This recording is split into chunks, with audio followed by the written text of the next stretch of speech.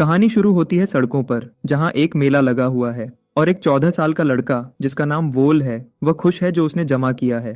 अब जब उसके पास वह सब है जो उसे चाहिए, तो उसे रात में सोने के लिए कोई जगह ढूंढनी है। वह एक अनाथ है जो बिना किसी मकसद के इधर उधर घूमता रहता है। जब वह मेले से बाहर निकल रहा होता है, उसकी टक्कर एक बड़े रहस्यमयी आदमी से हो जाती है। वह डर जाता है क्योंकि उसे खतरा महसूस होता है। उसकी अंदर की आवाज सही निकलती है जब वह अंधेरे में जागता है। रोशनी की एक भी किरण नहीं है। उसने कोशिश की हिलने की, लेकिन उसे जल्दी ही पता चलता है कि वह हिल नहीं सकता। उसमें उठने की ताकत नहीं है।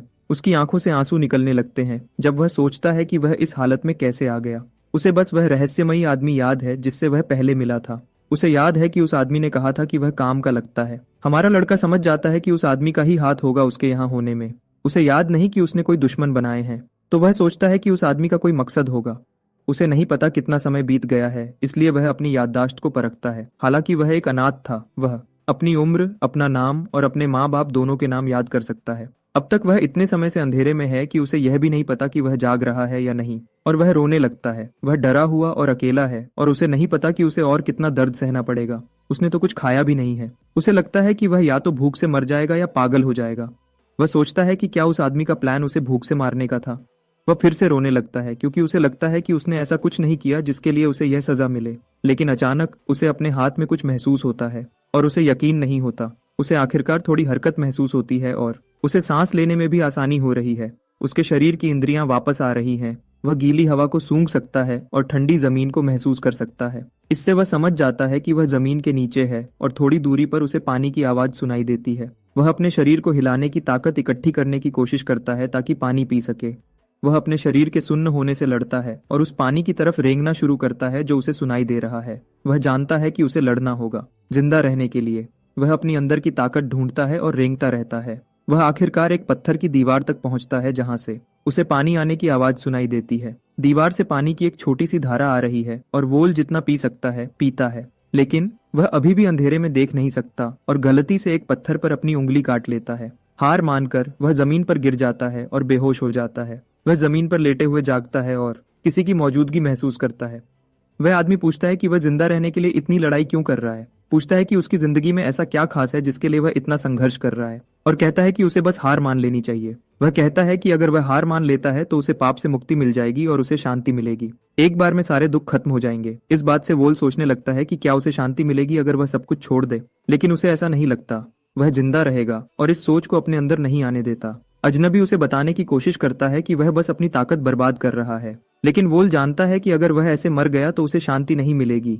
वह उससे बदला लेना चाहता है जिसने बिना किसी वजह के उसके साथ ऐसा किया। हमारा हीरो जिंदा रहने के लिए लड़ने का फैसला करता है और जब उसे अपना बदला मिल जाएगा तो यह सब काबिल ये होगा। वह आदमी पूछता है कि क्या उसे बदला चाहिए और वोल चिल्लाता है हाँ। अजनबी अचानक गायब हो जाता है और वोल समझ नहीं पाया कि यह उसकी खुद की एक भ्रम था। उसकी अंतरात्मा जीत गई क्योंकि हमारे लड़के को बस थोड़े से धक्के की जरूरत थी ताकि वह हार न माने। वह सीधा बैठने में कामयाब होता है और फिर से पत्थर की दीवार के पास जाता है। वह दीवार पर लगी काई को महसूस करता है जो जमीन के नीचे के पानी से है और उसे खाने की कोशिश करता है बिना यह जाने कि वह खाने लायक है या नहीं।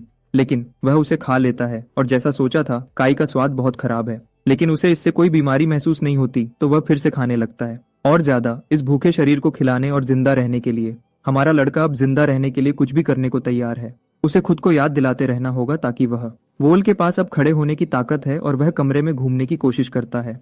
उसके नाप के हिसाब से उसकी जगह लगभग 9 वर्ग मीटर की है। जब वह कमरे में घूम रहा होता है तो उसे एक लोहे का दरवाजा खुलने की आवाज सुनाई देती है। रोशनी की अचानक तेज किरण ने उसे लगभग अंधा कर दिया, लेकिन वह पीछे नहीं हटता और उसकी तरफ चलता है, यह सोचकर कि क्या यह कोई मदद है। लेकिन उसे किसी की परछाई दिखती है जो उसके लिए खाना छोड़कर जा रही है और तुरंत उस खुली जगह को बंद कर देती है। वोल खाने की खुशबू सूंघता है और उसकी तरफ दौड़ता है। हालांकि वह उसे देख नहीं सकता। वह सड़े हुए मछली, सुअर का मांस और चाय की पत्ती की खुशबू सूंघता है। उसे बचे हुए खाने के कुछ अलग अलग किस्म मिले और वह सोचता है कि इसमें एक से ज्यादा लोग शामिल हैं। बस 5 अलग अलग बचे हुए खाने की डिशेस और कमरे की जगह के आइडिया से हमारे हीरो को एक अंदाजा लगता है कि 5 मैनेजर इस जगह को संभाल रहे होंगे और 5 से ज्यादा लोग उसके साथ किसी खास मकसद के लिए फंसे होंगे। उसे बस ये समझ नहीं आ रहा कि क्यों, लेकिन वह और ज्यादा देर तक खुद को रोक नहीं पाता और अपनी प्लेट का खाना खा जाता है। वह उस काई से ज्यादा जो उसने पहले खाई थी, यह बचा हुआ खाना खाना पसंद करेगा। अब जब उसने खाना खा लिया है, उसे एक प्लान बनाना होगा। 4 महीने बीत चुके हैं और उसने इस समय का इस्तेमाल अपनी ताकत बढ़ाने में किया है। वह उसे दिन में एक बार खाना देते हैं और कभी कुछ नहीं बोलते। उसे अभी तक बचने का कोई रास्ता नहीं दिखा है। उसे लगता है कि वह ऐसी हालत में पागल हो जाएगा, लेकिन उसकी आंखें अंधेरे में ढलने लगी हैं। वह अब अपने आस पास के घने अंधेरे में कुछ कुछ देख सकता है। कभी कभी वह सोचता है कि काश वह न देख पाता, क्योंकि उसे पता चलता है कि वह वहां अकेला नहीं रहता। उसे अपनी आंख के कोने से कुछ दिखता है और वह सोचता है कि यह बस और कीड़े मकोड़े हैं। लेकिन उसे क्या पता था कि वह असल में एक सांप था। सांप वोल के हाथ को पकड़ लेता है और फुंफकारने लगता है। सांप उसके हाथ में काट लेता है, बिना हमारे लड़के को खुद का बचाव करने का मौका दिए। वोल दर्द से चीखता है क्योंकि जहर उसके शरीर में चुभता है। उसका पूरा शरीर ऐसा लगने लगता है जैसे आग लगी हो। दर्द बर्दाश्त के बाहर है, लेकिन वोल बस जमीन पर लेटा रह सकता है और जहर को अपने खून में घुलते हुए सहता है। वोल का खाना आ गया और हमारा लड़का कटोरा पकड़ता है क्योंकि वह उम्मीद करता है कि खाना खाने से उसकी कुछ सेहत वापस आ जाएगी। वह किसी भी हालत में खुद को मरने नहीं देगा। समय बीतता है और वोल का सामना फिर से एक सांप से होता है। उसे महसूस होता है कि जहर निकालने की प्रक्रिया के दौरान उसके शरीर में बदलाव आ रहे हैं। एक सुधार जो उसने देखा वह उसकी नजर थी। वह अब अपने सामने की चीजें ज्यादा साफ देख सकता है। वोल फुंफकारते हुए सांप की तरफ अपना हाथ बढ़ाता है, यह सोचकर कि सांप के काटने से वह और मजबूत हो गया होगा। उसने ऐसी कहानियां पहले भी सुनी हैं। वह उम्मीद करता है कि वह सांप के जहर के प्रति प्रतिरक्षक बन जाएगा और शायद उसे एक हथियार मिल जाएगा। तो वह सांप को फिर से काटने देता है। उसे लगता है कि उसका शरीर आग पर है और इस बार उसका पूरा हाथ लाल होकर सूज जाता है। वह आदमी सोचता है कि क्या उसने सही किया है, लेकिन उसे महसूस होता है कि दर्द पहली बार जितना बुरा नहीं है। वह सांप की आंखों में घूरता है क्योंकि उसकी आंखें अंधेरे की वजह से खराब हो चुकी हैं। हालांकि उसकी आंखें चमकदार हैं। वह एक बेहतरीन शिकारी है जो अपनी शिकार को खाने के लिए कभी कभी आवाज का इस्तेमाल करके भी अपने शिकार को कमजोर कर देता है। हालांकि उन्हें एक बुरा रेंगने वाला जीव माना जाता है, सांप लालची नहीं होते। अपना खाना खत्म करने के बाद वह अपने शिकार को डराकर भगाने की गलती नहीं करते। सांप रेंगता हुआ चला जाता है और उसे जहर से लड़ने की एक नई खासियत दे जाता है। अचानक जमीन हिलने लगती है और वोल को यकीन नहीं होता कि क्या हो रहा है। वह देखता है कि दरवाजा खुल गया है। वह दरवाजे की तरफ दौड़ता है और राहदारी में और कमरे देखता है जो काफी दूर हैं, इसलिए उसने उनसे कभी कोई आवाज नहीं सुनी थी। वह एक कमरे में झांकता है और उसे सड़े हुए मांस की तेज बदबू आती है। वह शरीर को देखता है और सोचता है कि वह आदमी उसकी उम्र का होगा। वह यह भी सोचता है कि क्या दूसरे कमरे में भी ऐसा ही है। वह राहदारी में आगे बढ़ता है और फिर से दरवाजे के सामने आता है। दरवाजे के हैंडल और कुंडियां निकाल दी गई थी, लेकिन वह दरवाजे खोल सकता है। दरवाजे के दूसरी तरफ उसे एक लड़का और एक लड़की दिखते हैं जो अलग अलग लगते हैं। बिना कुछ कहे वह उनके पास से गुजरता है और बाकी कमरों में ढूंढता है। उसे और लाशें दिखती हैं और लड़की आखिरकार उससे मदद मांगती है, वोल से। वह उससे पूछती है कि वह कहाँ से आया है, क्योंकि वह अंधेरे में वोल को देख नहीं पाती। हमारा लड़का अपना परिचय देता है और कहता है कि वह बगल वाले हिस्से में फंसा हुआ है। उसने उनके नाम पूछे। वह कहती है कि उसका नाम येओवोल है और लड़के का नाम सॉन्ग है। वोल को और कुछ जानने की जरूरत नहीं है और वह उन्हें अपने पीछे आने को कहता है। वह कहता है कि शायद ऐसी और भी जगह होंगी और कुछ मीटर आगे जाकर उसे एक और दरवाजा मिलता है। वह उसके पीछे जाने का फैसला करते हैं और उस दरवाजे के दूसरी तरफ लोगों का एक और समूह है। वह सब एक दूसरे को देखकर हैरान है, लेकिन वोल देखता है कि इस हिस्से में कम लोग भूख से मरे हैं। इस हिस्से के लोगों ने खुद अपनी जान ले ली थी। इसके बजाय उसने यह भी देखा कि यहाँ खाने के ज्यादा कटोरियां थीं जहाँ वह था उससे। वोल सोचने की कोशिश करता है कि वह इन हिस्सों के बीच भेदभाव क्यों कर रहे होंगे। येओवोल वोल का ध्यान अपनी तरफ करती है और कहती है कि यह समूह भी उनके आस पास ही फंसा था। वह चलते रहते हैं और जमीन के नीचे एक और जगह पर पहुंचते हैं जहां एक दरवाजा है। वोल दरवाजा खोलता है और वह रोशनी से अंधे हो जाते हैं। पहले उन्हें लगता है कि वह बाहर जाने वाले हैं, लेकिन फिर उन्हें पता चलता है कि वह एक मशाल की रोशनी से अंधे हो रहे हैं। जब उनकी आंखें ढल जाती हैं तो उन्हें यकीन नहीं होता जो वह देखते हैं। यदि ये एक जमीन के नीचे का गांव लगता है। वह उन बनावटों के बीच से चलते हैं और अंदर कोई नहीं दिखता। वोल सोचता है कि यह जल्दी में बनाया गया होगा क्योंकि बनावटें कमजोर हैं। जब वह इस गांव का मकसद समझने की कोशिश करता है, नए ग्रुप की एक लड़की उसे बुलाती है। उसका नाम ली मिन है। वह कहती है कि अब से वह उसकी देखभाल में रहेगी। मिन वोल के पास आती है और पूछती है कि क्या उसकी आंखें हमेशा ऐसी ही रहती हैं। इस गांव में कोई आईना नहीं है, इसलिए वोल समझ नहीं पाता कि वह क्या कह रही है। वह उसे बताती है कि उसकी पुतलियां लाल हैं और वोल को लगता है कि यह सांप के काटने की वजह से होगा। मिन जानना चाहती है कि वोल क्या सोच रहा है, लेकिन वह उसे कुछ नहीं बताता। लेकिन इससे वह बोलने से नहीं रुकती और वोल को बताती है कि वह दूसरों से अलग है। वोल पूछता है कैसे, और लड़की जवाब देती है कि वह सब उलझे हुए हैं और वह इकलौता है जो सोच रहा है।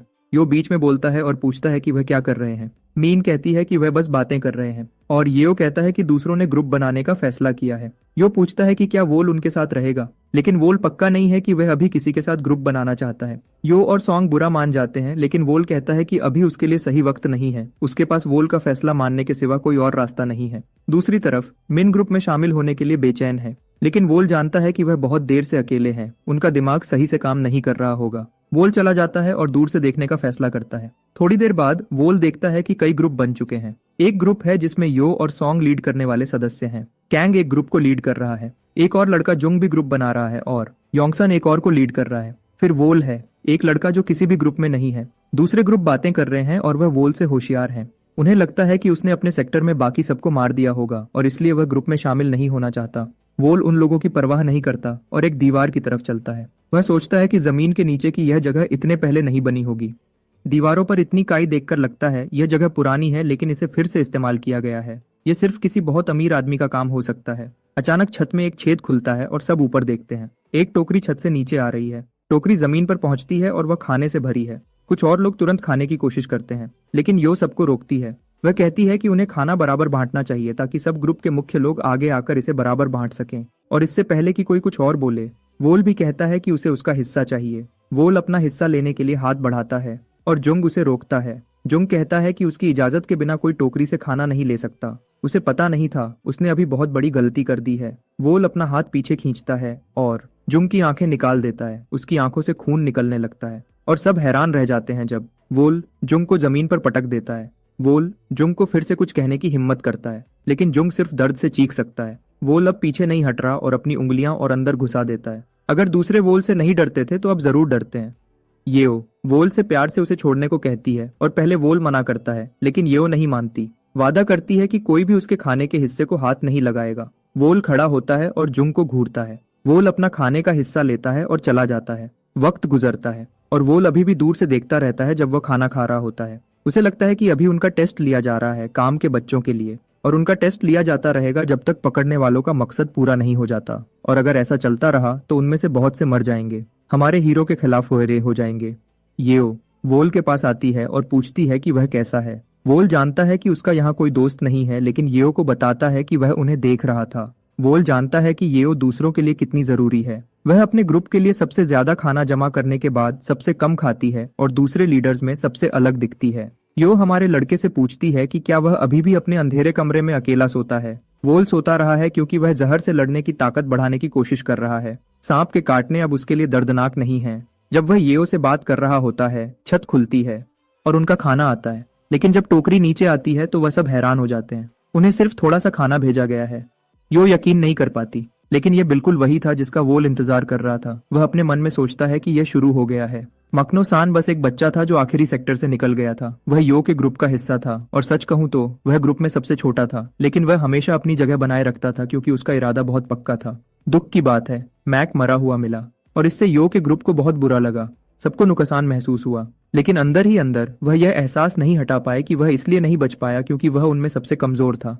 यो और सॉन्ग मैक की मौत का बदला लेने पर अड़े हुए हैं और उनका प्लान एक जैसा है। वोल जानता है कि वह अगले किसी दूसरे ग्रुप के सबसे कमजोर सदस्य को निशाना बना रहे हैं। हालात गर्म हो रहे हैं और खाने की कमी ने एक असली जंग शुरू कर दी है। यंग सैन के ग्रुप का एक सदस्य गायब होने के बाद सब कुछ बिगड़ने लगा। यह बुरा सपना बढ़ता गया क्योंकि हर रात लोग मरे हुए मिलने लगे। पहले येओ के ग्रुप का कोई था, फिर यंग के ग्रुप का था, फिर वह यंगसन के ग्रुप पर वापस आया और कैंग के ग्रुप का कोई। अब कोई किसी पर भरोसा नहीं करता था और हालात थोड़े पागलपन वाले हो रहे थे। लेकिन वोल खाने की कमी को लेकर ज्यादा परेशान नहीं था क्योंकि उसके पास काई का अपना छुपा हुआ स्टॉक था। उसका स्वाद अभी भी उसके लिए थोड़ा अजीब था, लेकिन वह जो कुछ भी करना पड़े इसे पार करने के लिए तैयार था। वोल अपने अंधेरे कमरे में अकेला वक्त बिता रहा था, लेकिन यह अब बदलने वाला है। वह कुछ आवाजें सुनता है जो हॉल में नीचे की तरफ आ रही हैं और उसे लगता है कि कम से कम 4 लोग हैं। वह सिर्फ मजे के लिए घूम नहीं रहे हैं। जुंग और उसका ग्रुप उसे खत्म करने का प्लान बना रहे हैं, इसलिए वोल जल्दी से अंधेरे में छिप जाता है। जुंग सोचता है कि यह बदला लेने का सही वक्त है। वह लड़ाई के बाद 2 लोगों को मार चुका है और अब वह जोश में है और वोल के पीछे जाने को तैयार है। जब वह चल रहे थे, जुंग के ग्रुप के एक सदस्य को अचानक उसके पैर में तेज दर्द हुआ और वह तेजी से नीचे गिर गया जब सांप फिसल कर चला गया। वह सांप का जहर बर्दाश्त नहीं कर पाया और जल्दी मर गया। जुंग घबरा जाता है और वोल को चिल्लाने लगता है। वोल चुपचाप एक लड़के के पास पीछे से आता है और उसे गले से पकड़ लेता है। जुंग का गुस्सा और बढ़ गया है और वह वोल को तुरंत अपने दोस्त को छोड़ने का हुक्म देता है। वोल एक पल के लिए सोचता है कि क्या उसकी जान लेना सही रहेगा, लेकिन फिर वह उसकी गर्दन तोड़ देता है। वोल ने जुंग के सब लोगों को मार दिया है और अब जुंग उस पर हमला करता है, लेकिन हर बार जब वह मारने की कोशिश करता है वह चूक जाता है और आखिर में वोल उसकी नजर से गायब हो जाता है। वोल उसके पीछे से आता है और कहता है कि वह इस बार सिर्फ एक आंख नहीं लेगा। जुंग थोड़ा घबराकर पीछे हटता है लेकिन वोल से रुकने को कहता है। वह वोल से बात करने की कोशिश करता है और साथ मिलकर काम करने का ऑफर देता है। ये पूरी हालत वोल को हैरान कर देती है, लेकिन जुंग सोचता है कि वोल उसके बिना ज्यादा देर नहीं टिक पाएगा। जुंग समझ जाता है कि वोल को उसका ऑफर पसंद नहीं आया और जल्दी से बात बदल देता है कि वह उसका नौकर बनेगा। वोल और पास आता है, जोर देकर कहता है कि वह उस पर भरोसा नहीं कर सकता। जंग आखिरी बार अपना बचाव करने की कोशिश करता है, लेकिन वूल नहीं मानता। वह नीचे बैठता है और जंग पर एक जबरदस्त अपरकट मारता है, फिर उसे गले से पकड़ लेता है जब तक वह बेहोश नहीं हो जाता। वूल अपने आप से बड़बड़ाते हुए कहता है कि उसने जंग की जान ले ली क्योंकि वह अभी भी सोचता है कि वह बहुत कमजोर है। वूल की जंग के साथ टक्कर के बाद ग्रुप बिखर गया। सबको समझ आया कि वूल ने उन सबको अकेले ही खत्म कर दिया था। दूसरे लीडर्स जानना चाहते थे कि यह लड़का कितना ताकतवर है। एक बात साफ थी, वे उससे बिल्कुल भी उलझना नहीं चाहते थे। वही तो एक समझदार और काफी बेरहम आदमी था। सान खुद को रोक नहीं पाया, लेकिन सोचने से कि वूल अपने दुश्मनों को डराने में बहुत अच्छा था। सान अभी भी अपने ग्रुप से बात कर रहा है कि हालात कितने खराब हो गए हैं। खाना बांटने का कोई हल नहीं है, लोग सिर्फ जिंदा रहने के लिए एक दूसरे को मार रहे हैं। अब हर कोई कातिल है। वे जानते हैं कि वूल ने जंग को खत्म कर दिया है, इसलिए अब कोई उससे उलझने की हिम्मत नहीं करता। सान अपने ग्रुप की तरफ देखता है और उन्हें वूल से दूर रहने को कहता है। जब किसी के पास खोने के लिए कुछ नहीं होता तो वह सबसे ज्यादा डरावने होते हैं।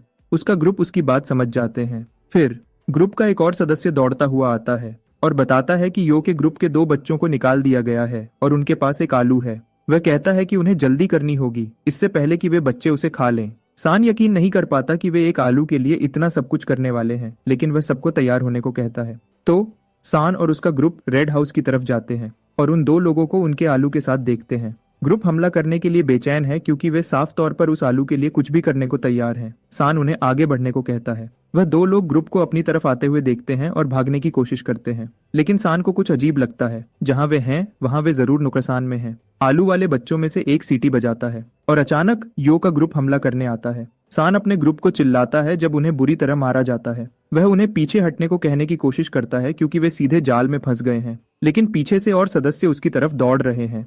सान घिर गया है और यो और सॉन्ग अपनी बारी शिकार पर खौलश होते हैं।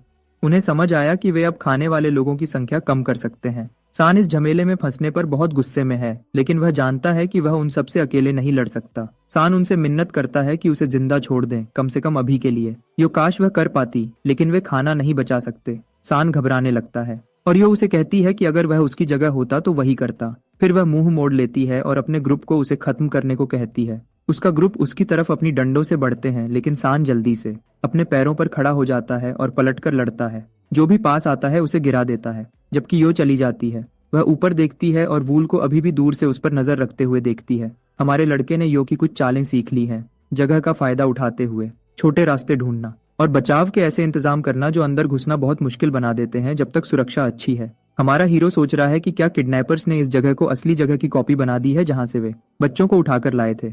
लगता है वे बच्चों को इस नई जगह का आदी बना रहे हैं, जबकि वे जिंदगी और मौत की लड़ाई में फंसे हुए हैं। वूल सोचता है कि हो सकता है एक दिन वह इनका इस्तेमाल ऐसी ही किसी जगह पर करें, और अगर ऐसा कोई बड़ा घर है तो वह शायद किसी ताकतवर फैमिली या किसी बड़े आदमी का होगा। नतीजे बहुत बड़े होंगे अगर वे इस जगह पर लापरवाही से हमला करते हैं। वूल नतीजा निकालता है कि इसलिए वे उनका इस्तेमाल कर रहे हैं। वे ऐसे औजार हैं जिन्हें एक बार इस्तेमाल करके फेंक दिया जाता है। उन्हें नरक में डाल दिया गया था और उनकी फितरत को मिटा दिया गया है।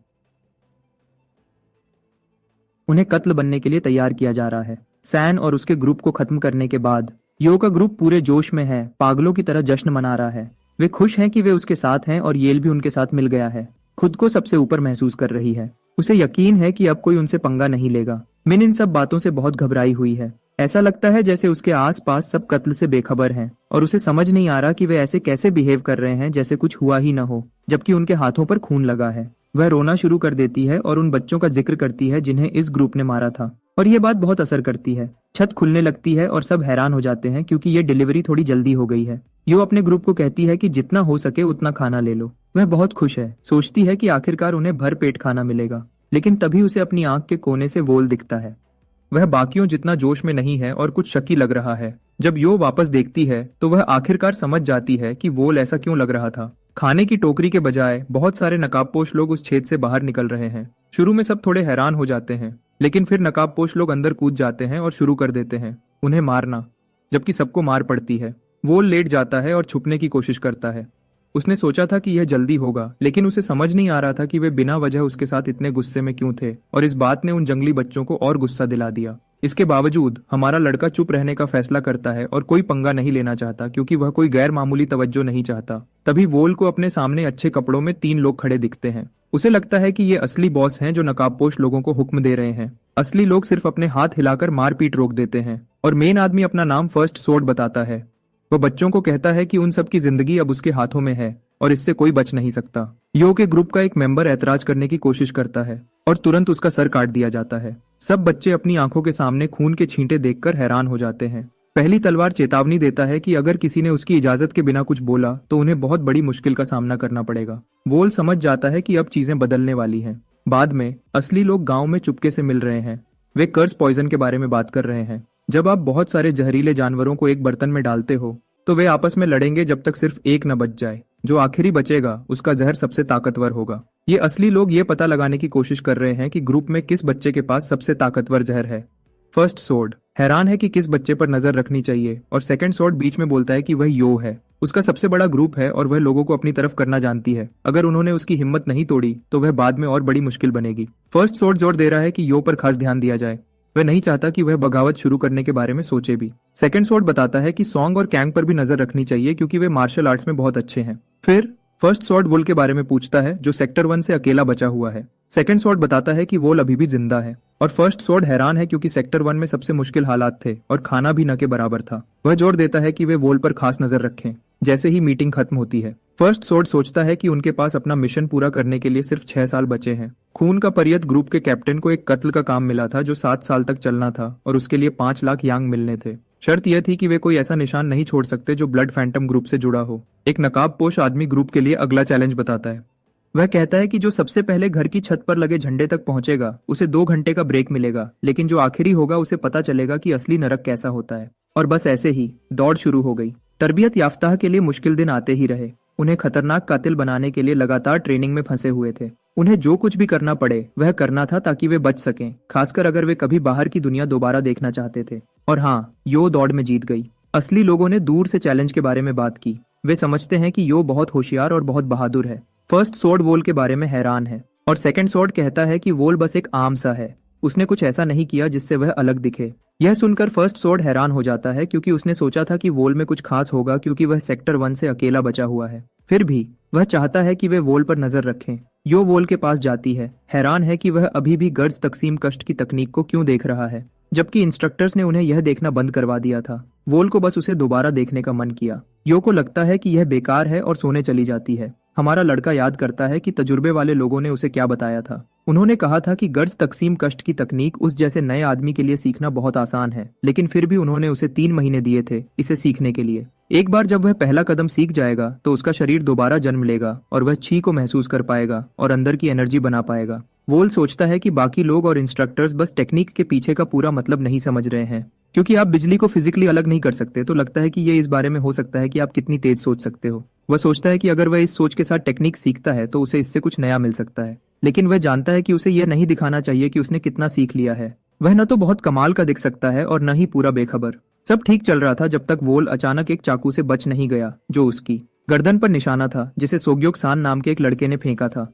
वोल को यकीन नहीं होता कि कोई और ट्रेनी उसे सच में मारने की कोशिश करेगा। वह सैन से पूछता है कि वह ऐसा क्यों कर रहा है, और सान कंधे उचकाकर कहता है कि उसे असली लड़ाई का एक्सपीरियंस चाहिए इस सब नकली चीजों के बजाय। वोल चैलेंज लेने के बारे में सोच रहा है, क्योंकि इंस्ट्रक्टर्स को ज्यादा परवाह नहीं लगती तलवारों से ट्रेनिंग देने के बाद भी। तो वह अपनी तलवार निकालता है और सैन उस पर हमला करता है, कहते हुए कि उसे जल्दी कुछ करना होगा वरना वह पल भर में खत्म हो जाएगा। लेकिन सैन नहीं जानता कि हमारे हीरो ने अपनी लड़ाई की स्किल्स को बहुत बढ़ा लिया है और आसानी से सैन के हमलों से बच जाता है। वोल को यकीन नहीं होता कि वे तलवारों का कैसे इस्तेमाल कर रहे हैं और सैन इस लड़ाई में कितनी मेहनत कर रहा है, लेकिन हमारे लड़के ने बहुत मेहनत की है और सब तलवारों को संभालना जानता है। अचानक सान कूदकर हमारे लड़के को चाकू मारने की कोशिश करता है, लेकिन वह उसे आसानी से धकेल देता है। वह गुस्से वाला ट्रेनर पूरी ताकत लगा देता है, हर तरफ से तेज हमले करता है, लेकिन कुछ काम नहीं आता क्योंकि वह हमारे हीरो को छू भी नहीं पाता। सान दांत पीसता है क्योंकि उसका मुकाबला करने वाला भी बहुत तगड़ा फाइटर है।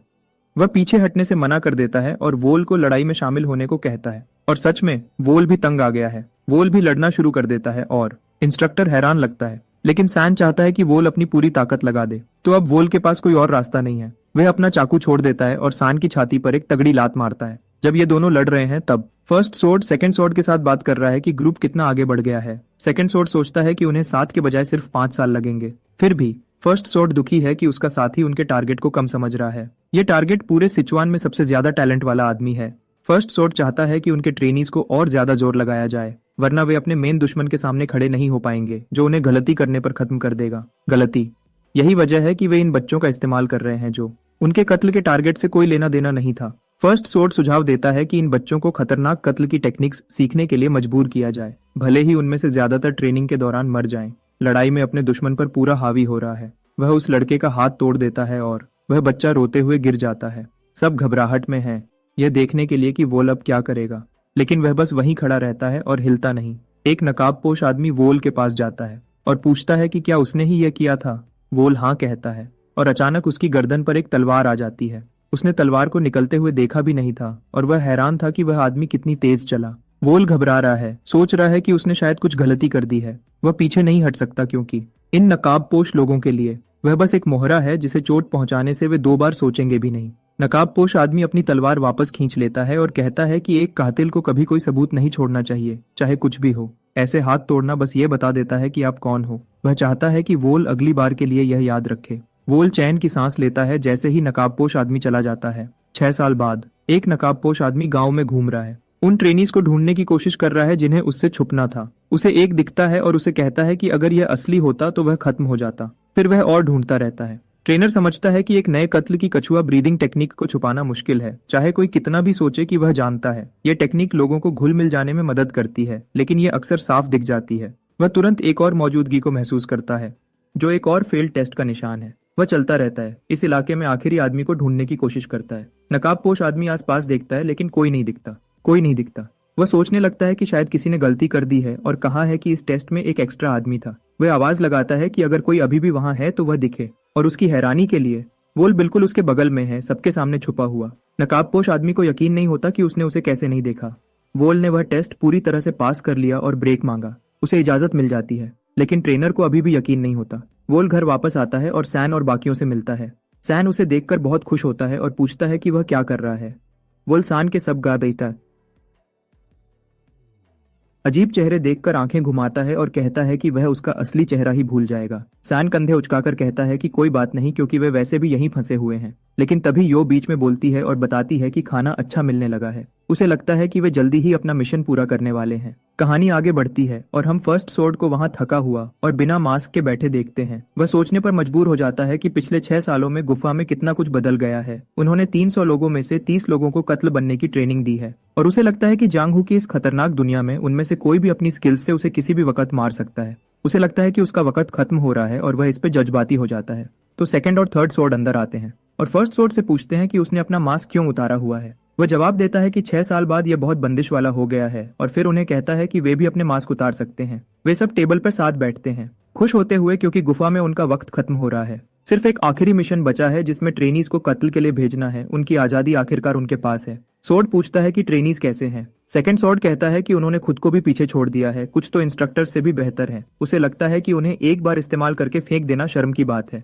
लेकिन फर्स्ट सोर्ड जोर देता है कि उन्हें ऐसा करना ही पड़ेगा। मिशन ऐसे ही बनाया गया है। वह आखिरी स्टेज शुरू करने के लिए तैयार है और 3 जर्नल्स टेबल पर रखता है। वे ट्रेनीज को बुलाते हैं और उसे समझाते हैं। उनमें से 3 लोग एक मार्शल आर्ट टेक्निक सीखेंगे और बाकी 27 लोगों को उन तीनों को खत्म करना होगा जिन्होंने ये सीखा है। ग्रुप में एक भारी माहौल है। सब लोग धीरे धीरे गुस्सा कर रहे हैं कि ये कितना गलत है कि उन्हें फिर से आपस में लड़ना पड़ेगा। मास्क पहने हुए लोग कहते हैं कि ये आखिरी ट्रेनिंग सेशन है और जब ये खत्म हो जाएगा तो वह उन्हें इस जगह से जाने से पहले और परेशान नहीं करेंगे। सब लोग सोचने लगे हैं कि क्या ये सच है। यो सोचता है कि शायद ये इतना आसान होगा कि उन तीनों को आजादी के लिए छोड़ दिया जाएगा, जबकि वोल अपनी अगली चाल के बारे में सोच रहा है। अगर तुम वह मार्शल आर्ट सीखते हो तो याद रखना कि तुम दूसरों का निशाना बन जाओगे, और जो टेक्निक्स तुम सीखोगे वह शायद उन सबसे बहुत ज्यादा पेशगी होंगी जो तुम्हें पहले से आती हैं। वोल आगे आता है और पहले खुद को पेश करता है। साफ दिख रहा है कि वह लालची हो रहा है। यो को यकीन नहीं होता और वह वोल से पूछता है कि क्या वह बलि का बकरा बनना चाहता है। वॉल जवाब देता है, कहता है कि वक्त ही बताएगा कि वह बलि का बकरा बनता है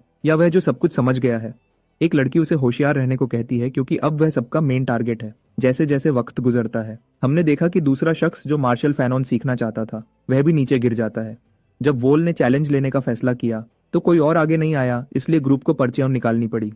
सॉन्ग को बहुत बुरा लगता है जो उसने अभी किया, लेकिन उसके पास कोई और रास्ता नहीं था। वॉल उन तीनों में से आखिरी था जो सब कुछ समझ गया था। सॉन्ग ग्रुप में वापस आता है और मिन वॉल के बारे में पूछती है। उन्हें उसे देखे हुए काफी देर हो गई है और वह जानना चाहते हैं कि क्या वह भाग पाया। ये वो थोड़ी परेशान है और बताती है कि उसने वोल को आखिरी बार कुछ दिन पहले देखा था जब वह ट्रेनिंग कर रहे थे। उनकी ट्रेनिंग काफी मुश्किल थी और येओ को लगा था कि उसे पता चल गया है कि उनका आखिरी दुश्मन कितना ताकतवर होगा। सैम सोचता है कि वोल से निपटने के बजाय इंस्ट्रक्टर्स को ही खत्म करना ज्यादा आसान होगा। सॉन्ग इस बात से सहमत है, लेकिन उसे लगता है कि असली लोगों ने उन पर कोई पाबंदी लगा रखी होगी। यो कहती है कि वह पाबंदियों से बाद में निपट सकते हैं और पहले वोल को ढूंढने पर ध्यान देना चाहिए। वह आखिरकार गुफा से निकलते हैं और पूरे वक्त वोल उन पर नजर रखे हुए था। उसे हैरानी होती है यह सुनकर कि उन्होंने उसके बजाय इंस्ट्रक्टर्स के पीछे जाने का सोचा। वॉल को एहसास होता है कि इंस्ट्रक्टर्स दूसरों के पीछे हो सकते हैं और ऐसा हो ही नहीं सकता कि उन्होंने वह बात ना सुनी हो। वह सोचता है कि यह उसके लिए असलियत जानने का मौका हो सकता है। वॉल असली लोगों के बेस की तरफ जाता है। वहां बहुत सारे गार्ड्स हैं, लेकिन उसे यकीन है कि वह उन्हें संभाल लेगा। वह सोचता है कि अगर वह टर्टल ब्रीदिंग टेक्निक को थंडर स्प्लिटिंग टेक्निक के साथ मिलाए तो वह बिना किसी को पता चले घूम सकता है। वह गार्ड्स के पास से बिना किसी दिक्कत के गुजर जाता है। वह बेस के सबसे अंदर वाले हिस्से में जाता है, ये सोचकर कि जो वह ढूंढ रहा है वह इसी कमरे में है। वॉल दरवाजा खोलता है और अंदर जाता है। वह कुछ राज पता करने के लिए सबूत ढूंढने लगता है। वह जानना चाहता है कि वह उन्हें इतना जोर क्यों दे रहे हैं कातिल बनने के लिए और इस सब के पीछे कौन है। जगह चेक करते हुए उसे एक सुनहरी ट्यूब दिखती है। वह उसे खोलता है और उसमें उनका मिशन लिखा हुआ एक स्क्रोल मिलता है। 7 साल में वू गन सॉन्ग को खत्म करना है और 5 लाख यांग इनाम मिलेगा। उसे यकीन नहीं होता और वह हैरान है कि वूगन कितना खास होगा कि उसके लिए वह कातिलों को 7 साल तक ट्रेन कर रहे हैं। वह यह समझने की कोशिश कर रहा है कि 227 लोगों को मार देना सिर्फ एक आदमी की जिंदगी के बराबर कैसे हो सकता है। अचानक वोल को किसी के आने की आवाज आती है और उसे एहसास होता है कि उसे जल्दी भागना होगा। पहली तलवार तेजी से नीचे आ रही थी। उसे जल्दी ही एहसास हो गया कि जब वह कमरे में था तब कोई और भी कमरे में था। उसने दरवाजा लात मारकर खोला। वोल ने सब कुछ ठीक करने की कोशिश की थी, लेकिन वह थोड़ा गड़बड़ था। दूसरी और तीसरी तलवार बेस में आती हैं और पहली तलवार से मिलते हैं। पहली तलवार बहुत घबराई हुई है क्योंकि यह सब बहुत तेजी से हुआ है, क्योंकि कोई अंदर घुस गया था और उन्हें पता लगाना होगा कि वह कौन है इससे पहले कि वह शख्स भाग जाए। वह सोचने लगते हैं कि यह कौन कर सकता है, लेकिन फिर उन्हें एहसास होता है कि कोई भी वॉल जितना स्किल्ड नहीं है। इस बीच उन्हें नहीं पता कि वॉल उनके बिल्कुल ऊपर छुपा हुआ है। वह हैरान है कि वॉल में इतनी हिम्मत है कि वह उनके बेस में घुस गया जब सब उसके पीछे पड़े थे। वह उसे सजा देने की बात करते हैं, लेकिन उन्हें डर है कि इससे बगावत हो सकती है। पहली तलवार सोचती है कि उसके पास हेल फ्लूट निकालने के अलावा कोई और रास्ता नहीं है। दूसरी तलवार हैरान है और कहती है कि यह तो आखिरी रास्ता होना चाहिए, लेकिन सीनियर जोर देता है कि अभी इसका इस्तेमाल करना बेहतर है ताकि बच्चों को सीधा किया जा सके और उन्हें दिखाया जा सके कि असली में कौन बॉस है। पहली तलवार पूछती है कि क्या सब इस प्लान में शामिल हैं और दूसरी और तीसरी तलवार हाँ में इशारा करती हैं। थोड़ी देर बाद पहली तलवार पहाड़ी के किनारे पर खड़ी है। ट्रेनीज को नहीं पता कि आगे क्या होने वाला है क्योंकि वह अभी भी भेड़ियों को ढूंढ रहे हैं। कोई भी उसे ढूंढ नहीं पा रहा है, उनके सबसे अच्छे शिकारी भी नहीं। अचानक उन्हें एक साज से आवाज आती है। वह आवाज उन्हें बहुत जोर से लगती है और वह सब जमीन पर गिर जाते हैं दर्द से चिल्लाते हुए। मिन मदद के लिए चिल्लाती है। उसे लगता है कि आवाज उसे जहर दे रही है। जमीन पर पड़े हुए और रोते हुए दूसरों को लग रहा है कि उनके शरीर में आग लगी है। जब वॉल वहां आता है उसे खुद कोई दर्द नहीं होता और उसे एहसास होता है कि उन्होंने पाबंदी शुरू कर दी है। ओएचएल आस पास देखता है और सबको दर्द में देखता है। वह सोचने लगता है कि वह अकेला ठीक क्यों है। वह समझना चाहता है कि क्या हो रहा है, तो वह थोड़ी अंदरूनी ताकत इस्तेमाल करने की कोशिश करता है और मीन पर। यह एक खतरनाक कदम है, लेकिन ज्यादा मुश्किल नहीं होनी चाहिए क्योंकि मिन ने भी गर्ज तकसीम कल्टीवेशन कष्ट की ट्रेनिंग ली है। होल मिन को चेक करता है और पता चलता है कि उसकी इंटरनल एनर्जी बिल्कुल ठीक है, कोई दिक्कत नहीं है। वह उनके बीच कोई भी फर्क ढूंढता रहता है। वह एक जैसा खाना खाते हैं, एक ही जगह रहते हैं और एक ही मार्शल आर्ट्स की प्रैक्टिस करते हैं। तब उसे समझ आता है शायद उनके बीच फर्क का एक ही कारण जहर हो सकता है। ये सब जहर के बारे में लगता है और अब उसे समझ आता है कि वोल को दर्द क्यों नहीं हो रहा है। उस सांप के बार बार काटने की वजह से उसने जहर के खिलाफ ताकत बना ली है। वोल अभी भी ये समझने की कोशिश कर रहा है कि उन्होंने एक साथ 27 लोगों को कैसे परेशान किया। वह सोचता है कि उन्होंने शायद खाने में श्रापित जहर मिला दिया होगा और किसी तरह आवाज से उसे शुरू कर रहे हैं। वह उन्हें अपने लिए चिल्लाते हुए सुनता है और उसे जल्दी सोचना होगा। वोल भागने का फैसला नहीं करता क्योंकि वह नहीं चाहता कि वह उसकी ताकत का पता लगा ले। वह अभी भी अपने फरकर को छुपाकर रखना चाहता है, इसलिए वह जमीन पर गिर जाता है और दर्द में होने का नाटक करता है। वोल जमीन पर पड़ा हुआ मिलता है और कोई पहली तलवार को बुलाता है। तलवार निकालता है और उसे वोल की तरफ नीचे घुमाता है, यह पूछते हुए कि वह उसके कमरे में क्या कर रहा था। वह यह भी कहता है कि वुल अपनी असली ताकतों को छुपाने में बहुत अच्छा रहा है। पहली तलवार अपनी तलवार निकालता है, कहता है कि अभी इस परेशानी को खत्म करना बेहतर है। लेकिन दूसरी तलवार बीच में आती है, उसे रुकने को कहती है। वह समझाता है कि उन्हें वोल की जरूरत है मिशन पूरा करने के लिए, क्योंकि वह ट्रेनीज में सबसे अलग है। पहली तलवार बहुत गुस्सा हो जाती है और जोर देती है कि बाकी ट्रेनीज काफी हैं, लेकिन वह दोनों जानते हैं कि ऐसा नहीं है। दूसरी तलवार सुझाव देती है कि वह फ्लूट का इस्तेमाल करके वोल को कंट्रोल कर सकते हैं, क्योंकि वह श्रापित जहर के सामने बिल्कुल बेचारा है। पहली तलवार को यह आइडिया पसंद आता है और वह मास्क पहने हुए लोगों को सबको एंटीडोट देने को कहती है। एंटीडोट लेने के बाद सबको बेहतर लग रहा है, लेकिन वह अभी भी समझ नहीं पा रहे हैं कि क्या हुआ था। पहली तलवार आगे आती है और बताती है कि वह सारा दर्द वोल की वजह से था। अगर वह उनके बेस में नहीं घुसता तो उन्हें यह सब नहीं सहना पड़ता। वह उन्हें चेतावनी देता है कि अगर कोई फिर से ऐसी गलती करता है तो उन्हें याद रखना चाहिए कि उन्होंने कितना दर्द सहा है। बाद में वोल सोचता है कि क्या हुआ था। उसे याद आता है कि असली लोगों को लगा था कि वह जहर के सामने बिल्कुल कमजोर है, लेकिन वह बहुत खुश है कि सांप के जहर ने श्रापित जहर को खत्म कर दिया और उसे पाबंदी से बचने में मदद की। एक बार फिर वोल को लोग हॉल में आते हुए सुनाई देते हैं। मिन और दूसरे उसे ढूंढ रहे हैं और येओ को यकीन नहीं होता कि वोल ऐसी गंदी जगह पर सिर्फ ट्रेनिंग के लिए रहना चाहेगा। यो सोचती है कि वॉल के पास छुपने के अलावा कोई और रास्ता नहीं है, खासकर जब सबने उस पर सारा इल्जाम डाल दिया है। सैन बेचैन हो रहा है और वोल को चिल्लाता है। वोल अचानक कहीं से भी आ जाता है और पूछता है कि वह उसे क्यों ढूंढ रहे हैं। सब उसकी वजह से घबरा जाते हैं और वह फिर से पूछता है। यो पाबंदी का जिक्र करती है कि जब सब बेहोश हुए थे तब वह वहां नहीं था, लेकिन उनके जागने के तुरंत बाद आ गया। उसे लगता है कि पाबंदी का उस पर बिल्कुल भी असर नहीं हुआ। जब मिन उन वक्तों को याद करती है जब उसे दर्द हो रहा था, तो उसे एहसास होता है कि वह इससे निकल पाई क्योंकि किसी ने उसके साथ अपनी अंदर की ताकत बांटी थी। वह सोचने लगती है कि क्या वह वोल था। वोल आखिरकार सच बोल देता है और मानता है कि उसे पता है। वह उन्हें बताता है कि उसे पूरी तरह पता है कि उन्होंने उस पर किस तरह की पाबंदियां लगा रखी हैं। जवाब मांगते हैं, लेकिन वोल हिचकिचाता है, सोचता है कि उसे मदद क्यों करनी चाहिए और उसमें उसका क्या फायदा है, और बहुत गुस्सा हो जाता है और कहता है कि दोस्तों के साथ ऐसे पेश नहीं आते। वॉल मजाक करता है कि असली दोस्त इतनी नफरत से एक दूसरे पर हमला नहीं करते। सैन समझ जाता है कि वोल क्या कहना चाहता है और कसम खाता है कि वह उसे हमेशा दोस्त और साथी समझेगा, चाहे कुछ भी हो। सबको लगता है कि वह पूरी तरह यकीन नहीं दिला पा रहा है और वोल कहता है कि उसे सैन का भरोसा जीतने के लिए और कुछ करना होगा। वोल की उसके कूल सिल्क मास्क के काम की तारीफ करता है और कहता है कि उसके जैसा कोई साथ हो तो बहुत अच्छा होगा। वह वोल को फूलों वाला कारकर्दी ट्रूप में शामिल होने का न्योता देता है अगर उन्हें कभी आजादी मिलती है, और मदद करने की पेशकश करता है। यो कहती है कि अगर वोल मदद करता है तो वह उसे दोस्त समझेगी और वादा करती है कि उसका ग्रुप उसके साथ बुरा बर्ताव नहीं करेगा। थोड़ा अकेला महसूस करते हुए शिमिज बीच में बोलती है कि वह कभी वोल का साथ नहीं छोड़ेगी। सब झूठ से तंग आकर वोल ने बोल दिया कि वह पाबंदी असल में श्रापित जहर है। जब उन्होंने उससे समझाने को कहा, उसने बताया कि उन सबको एक तरह के गंदे जीव ने जहर दिया है जो आमतौर पर उनके शरीर में ही रहता है। दिक्कत यह है कि जब वह हेल फ्लूट की आवाज सुनता है तो वह शुरू हो जाता है जहर छोड़ता है जो उनके खून में फैल जाता है और उनके अंगों को खराब करना शुरू कर देता है। यो पूछती है कि वोल जहर को कैसे संभाल सकता है। वॉल समझाता है कि वह आमतौर पर इसके खिलाफ काफी ताकतवर है, इसलिए इसका उस पर ज्यादा असर नहीं होता। वह कहता है कि उसने सारी जरूरी जानकारी दे दी है और उन्हें खुद ही पता लगाना चाहिए कि श्रापित जहर से कैसे छुटकारा पाएं। वॉल पूरा सच बताना नहीं चाहता क्योंकि इससे चीजें बहुत मुश्किल हो सकती हैं। यो जानकारी के लिए शुक्रिया करती है और उसे कहती है कि अगर उसे कभी मदद की जरूरत हो तो वह उससे संपर्क कर सकता है। वॉल कहता है कि शायद वह कभी उसकी पेशकश मान ले, और वह दोनों अलग अलग दिशाओं में चले जाते हैं। मिन वोल को रोकती है और उसे अपना असली नाम बताती है। लाइज युलमन है। वोल थोड़ा उलझन में है कि उसे इसकी परवाह क्यों करनी चाहिए, लेकिन वह बस चाहती है कि वह इसे याद रखे। पहली तलवार सबको बताती है कि वह आज आखिरकार गुफा छोड़ रहे हैं। चेले जोश में थे, लेकिन फिर भी उनको थोड़ा शक था। उसने येल को बुलाया और उसको सबको बाहर ले जाने की जिम्मेदारी दी।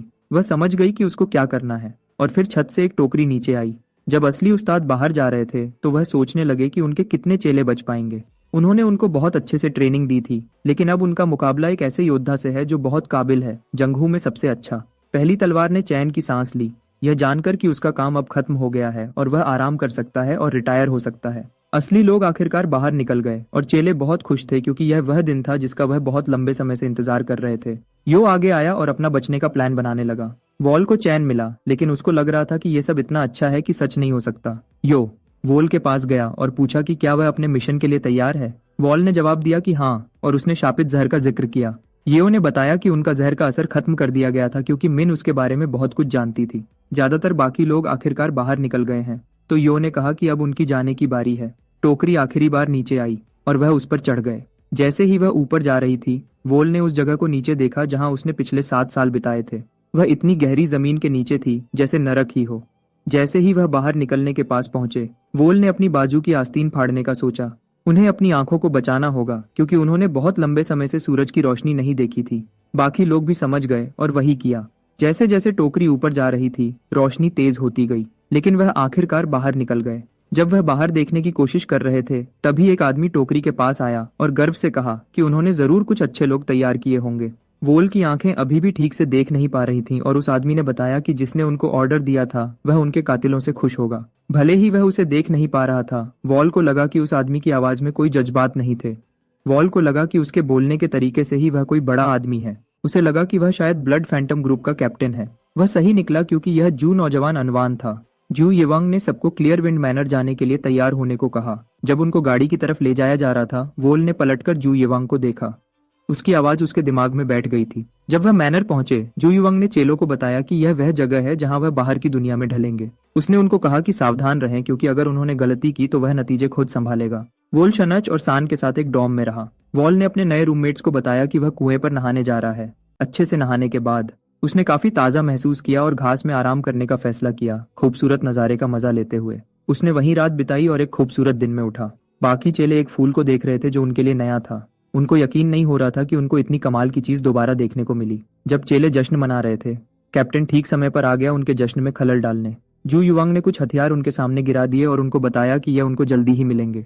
उसने साफ साफ बताया कि उन्हें संभाल कर रखना होगा क्योंकि वह उनका इस्तेमाल बहुत जल्दी करेंगे। थोड़ी देर बाद जी यूएन महल में पहली तलवार से मिला अपने चाचा को शाबाशी देने के लिए उन्होंने जितनी मेहनत की है। पहली तलवार ने कहा कि वह बस अपना काम कर रहा था। जू वांग ने बताया कि ब्लड फैंटम ग्रुप पहली तलवार की मेहनत की वजह से तरक्की कर रहा है और सोचता है कि वह अपना शुक्रिया कैसे अदा करे। पहली तलवार ने जवाब दिया कि एहसान की जरूरत नहीं है। अगर पिछला लीडर न होता तो वह शायद अब तक मर चुका होता। जू युआंग ने अपने चाचा को रिटायर होने का मौका दिया और यही बात दूसरी और तीसरी तलवार पर भी लागू होती है। ये वह बातें थीं जो पहली तलवार 7 साल से सुनने का इंतजार कर रहा था। उसने फिर अपने भतीजे को बताया कि चेले सिर्फ एक बार इस्तेमाल करने के बाद बर्बाद करने के लिए बहुत अच्छे हैं। जू योंग भी वही सोच रखता है, लेकिन कहता है कि उसके पास कोई और रास्ता नहीं है। चेलों के साथ रिश्ता यहीं खत्म करना होगा।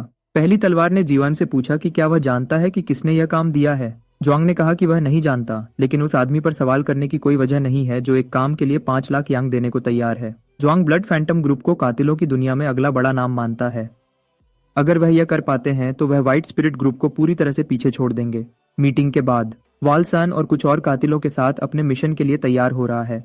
सैन उससे पूछता है कि क्या वह घबरा रहा है और वॉल मानता है कि वह थोड़ा घबराया हुआ है, लेकिन क्योंकि उन्होंने बहुत कुछ साथ में देखा है, सैन पूरी तरह से समझ जाता है जब वोल सच नहीं बोल रहा होता। वोल सोचता है कि सैन घबराया हुआ लग रहा है क्योंकि वह बोलना बंद नहीं करता। हमेशा की तरह सैन अपना बचाव करने लगता है। वह कहता है कि वह बस पिछले 7 सालों के लिए किसी से बदला लेना चाहता है जो उसने झेले हैं। कातिलों का ग्रुप अब अपने मिशन के लिए तैयार हो रहा है। उन्हें अभी अभी बताया गया है कि वह एक नई जगह पर चुपके से जाएंगे। यही वह चीज थी जिसका वॉल इंतजार कर रहा था। वह रात में निकल पड़े, चौथी तलवार के पीछे चलते हुए। नए लोग उसके साथ चल रहे थे और वह बहुत प्रभावित हुआ। साफ है कि उनको अच्छे से ट्रेनिंग मिली है। यह सोचकर अफसोस होता है कि उनके हुनर कितने बर्बाद हो जाएंगे अगर उन्हें फेंक दिया गया। वह आखिरकार अपनी जगह पर पहुंचे और चौथी तलवार ने सबको थोड़ी देर के लिए चुपचाप रहने को कहा। ग्रुप छुप गया और वह अपने मिशन के बारे में बात करने लगा। उसने बताया कि एक बार जब वह पहाड़ पर पहुंच जाएंगे, उन्हें एक मैनर मिलेगा जो बिल्कुल वैसा ही दिखता है जहां वह जमीन के नीचे रहते थे। इमारतों के बीच में जिस आदमी को वह ढूंढ रहे हैं वह ब्राइट मून पैलेस के अंदर है। कातिल जाने के लिए बेचैन थे क्योंकि वह उस जगह को अपनी हथेली की तरह जानते हैं। वॉल ग्रुप में अकेला था जिसने समझा कि उनका निशाना वूगन है। हम एक औरत यांग को देखते हैं जो सोच में डूबी हुई थी जब वह कुछ फूलों को देख रही थी। एक फूल उसका ध्यान खींचता है। जब वह उसे छूने के लिए हाथ बढ़ाती है तो वह अचानक गायब हो जाता है। यांग अभी भी समझने की कोशिश कर रही थी कि क्या हुआ जब उसने किसी को अपना नाम पुकारते हुए सुना। यह एसीओएल है, एमए सेक्ट का लीडर। रैन पूछती है कि यांग बाहर अकेली क्या कर रही है। यांग बस कंधे उचकाकर कहती है कि वह अच्छी हवा का मजा ले रही है। रैन उससे पूछती है कि क्या वह अभी भी नाराज है। उसने जवाब दिया कि यह इतना आसान नहीं है, लेकिन उसकी जिंदगी दांव पर है इस काम से। और सच कहूं तो वह यह काम नहीं करना चाहती थी। रैन बहुत गुस्सा है और यांग के रवैये से खुश नहीं है। वह योंग को याद दिलाती है कि उसने ही उसकी मदद की थी जब वह सड़कों पर कुछ नहीं थी। रैन साफ करती है कि वह यह उम्मीद न करे कि उसको छोड़ दिया जाएगा जो कुछ भी उसने उसके लिए किया है उसके बाद। यांग अफसोस करती है और नहीं चाहती कि रैन नाराज हो क्योंकि यह उसकी सेहत के लिए अच्छा नहीं है। रैन बताती है कि अगर आज कोई जवाब नहीं मिला तो वह अपने असली प्लान पर चलेंगे। यांग तैयार है क्योंकि वह हमेशा अपने उस्ताद की बात मानने को तैयार रहती है। जब बात खत्म हुई तभी एक संदेशवाहक कुछ अच्छी खबर के साथ अंदर आया। उन्होंने रैंड को बताया कि प्रस्ताव को मंजूरी मिल गई है। यह सेक्ट के लिए बहुत अच्छी बात है। और रैंड योंग को बताती है कि उनके सेक्टी का भविष्य अब उसके काम पर निर्भर करता है। यंग उससे कहती है कि बिल्कुल चिंता न करे। रैन को अफसोस होता है कि उसे यंग जैसे काबिल इंसान को सिर्फ एक मोहरे की तरह इस्तेमाल करना पड़ रहा है, उसे अपना उत्तराधिकारी बनाने की बजाय। संदेशवाहक रैन से पूछता है कि उन्हें दूसरे मसले का क्या करना चाहिए। सोचती है कि क्या वह 5 लाख यांग के काम के बारे में बात कर रहे हैं। सिर्फ वक्त ही बताएगा कि रैन ने ब्लड फैंटम ग्रुप के लिए क्या प्लान बनाया है। वोल उठता है, सोचता हुआ कि क्या अभी भी सुबह है। वह जानता है कि मिशन आज रात तक नहीं होने वाला है, तो अभी भी थोड़ा वक्त है। वह दोबारा सोने की कोशिश करता है, लेकिन कुछ कुछ ठीक नहीं लगता। अचानक एक नीचे आता है और दूसरे कातिलों में से एक को लगता है। वॉल पूरी तरह से हैरान है जब वह समझ जाता है कि उन पर हमला हुआ है। कहानी आगे बढ़ती है और हम एक साधु यूजिन को देखते हैं जो अपना भाला जमीन में गाड़ रहा है। ये पता लगाने की कोशिश कर रहा है कि क्या कुछ गड़बड़ है। उसने भाला बाहर खींचा और वह एक ट्रेंड कातिल को लग गया जो जमीन के नीचे छुपा हुआ था। मिन को एहसास हुआ कि उसका शक सही था, क्योंकि कातिल पहाड़ों में छुपे हुए थे। उसने जल्दी से अपने साथियों को तैयार होने को कहा। एक चिंकिंग सेक्ट पर हमला हुआ था और उन्हें घुसपैठियों को ढूंढने और खत्म करने का हुक्म दिया। वॉल को एहसास हुआ कि सिर्फ घुसपैठिए ही नहीं मरे थे। समझ जाता है कि वह और बाकी लोग मुश्किल में हैं। वह सब मान गए कि वहां से निकलना ही उनके लिए सबसे अच्छा है, सुरक्षित रहने के लिए। साधु जमीन पर कहीं भी भाले मारने लगे, अपने हुनर का इस्तेमाल करके कातिल को पकड़ने की कोशिश कर रहे थे। साधुओं में से एक थोड़ा ज्यादा पास आ जाता है और कातिल हवा में उछल पड़ते हैं। वह बिखरना और फिर से इकट्ठा होने के बारे में सोच रहे थे, एक बार जब वह जाल से सिमकाता से निकल जाएं। लेकिन साधु उन्हें इतनी आसानी से जाने नहीं देंगे और उनका पीछा करने लगते हैं। जिन अपना भाला एक कातिल पर फेंकता है और उसे गिरा देता है। उसने जल्दी से दूसरा भाला मांगा और तुरंत एक और कातिल को मार देता है। एक और भाला पकड़कर वह एक और को मार देता है। सच में ये जिन के लिए बहुत आसान हो रहा है। वोल के साथ वाले एक एक करके खत्म हो रहे हैं और अब वोल अकेला कातिल बचा है। जिन एक आखिरी कोशिश में भाला फेंकता है और वह सीधा वोल की तरफ आ रहा है, लेकिन वोल भाले को हवा में ही पकड़ लेता है और उसे बहुत तेज रफ्तार से वापस फेंकता है। भाला दूसरे साधुओं के पास से तेजी से निकल जाता है और सीधा जिन की तरफ बढ़ता है। जब साधु तेजी से गुजरते हुए भाले को देखने के लिए मुड़ते हैं, तब वोल अपना मौका देखता है उन साधुओं पर हमला करने का जो उसके सबसे पास थे। भाला जिन की तरफ इतनी तेजी से उड़ रहा है कि वह बस उसके कान को छूकर निकल जाता है। इससे जिन को बहुत गुस्सा आता है और वह अपने आदमियों को हुक्म देता है कि वोल को तब तक ढूंढो जब तक वह मर न जाए। तादाद में बहुत कम था और अपने साथियों के बिना वोल भागने का फैसला करता है। एक घायल कातिल जमीन पर पड़ा है, अपनी जिंदगी की भीख मांग रहा है। जब जिन उसके पास जाता है, वह रहम की भीख मांगता है, लेकिन जिन उसके बजाय उसकी जान ले लेता है, उसकी बेवकूफी वाली गलती बताते हुए कि उसने चिंगचेंग सेक्ट पर हमला करने की कोशिश की। जब वोल अपनी जान बचाने के लिए भागता है तो वह समझने की कोशिश कर रहा है कि साधुओं को कैसे पता चला कि वह छुपे हुए थे। उसे शक है कि किसी ने राज खोल दिया होगा, लेकिन वह अकेला था जो उनका निशाना जानता था। शायद चौथी तलवार या उसके आदमियों में से कोई था।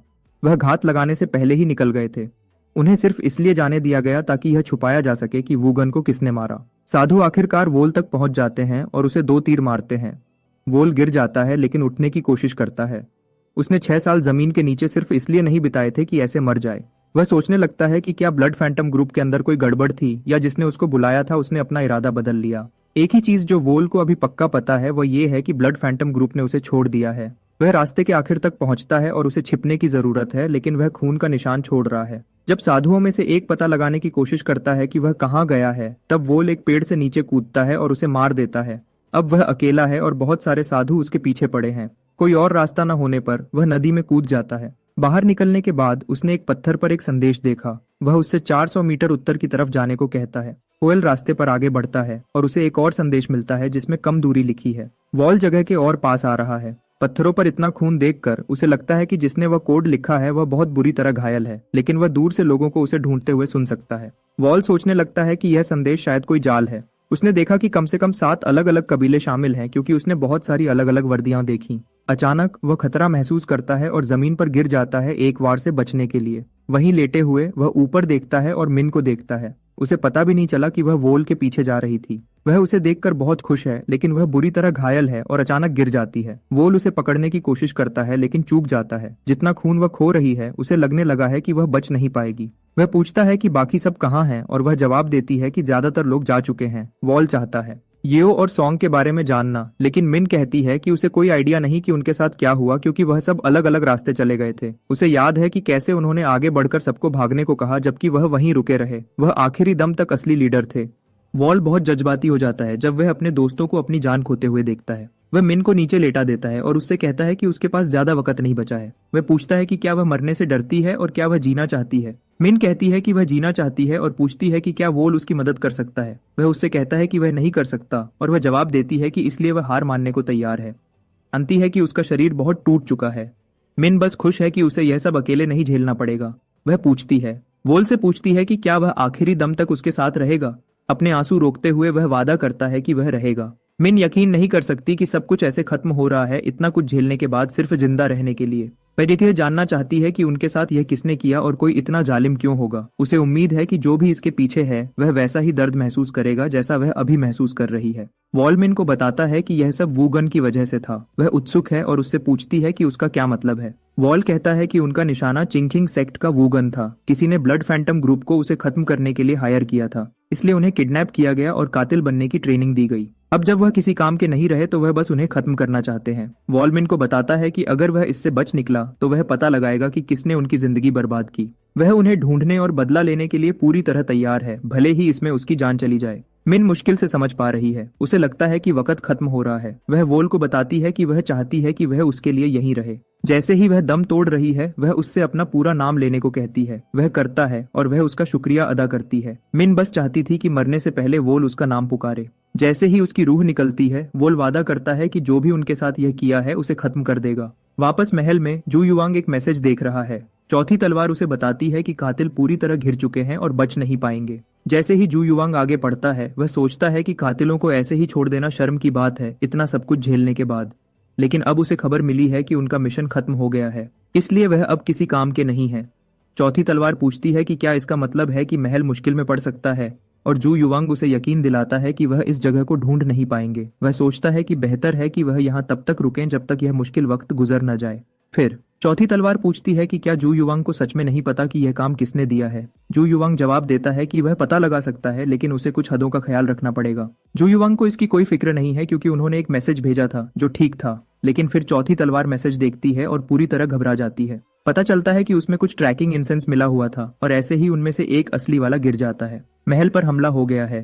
पहली तलवार आगे आती है, हमला करने वालों को पीछे हटने की चेतावनी देती है। कहती है कि वह उनका मुकाबला नहीं कर सकते, लेकिन वह पीछे हटने से मना कर देते हैं। उनमें से एक चिल्लाता है कि सब कातिलों को खत्म कर दो और हुक्म तोड़ो। चौथी तलवार जू युवांग से कहती है कि उन्हें पीछे हटना चाहिए, लेकिन जू युवांग मना कर देता है। कहता है कि वह जा नहीं सकता क्योंकि वह उसके लिए यहाँ आए हैं और वह उसे भागने नहीं देंगे। गुस्से में आकर जू युवांग कहता है कि उन्होंने हद पार कर दी है और लड़ने के लिए तैयार हो जाता है। वह उन पर हमला करता है, उन्हें ऐसे काट देता है जैसे वह कुछ भी न हो। वह उन्हें चेतावनी देता है कि अगर वह काटेंगे तो वह उन्हें खा जाएगा।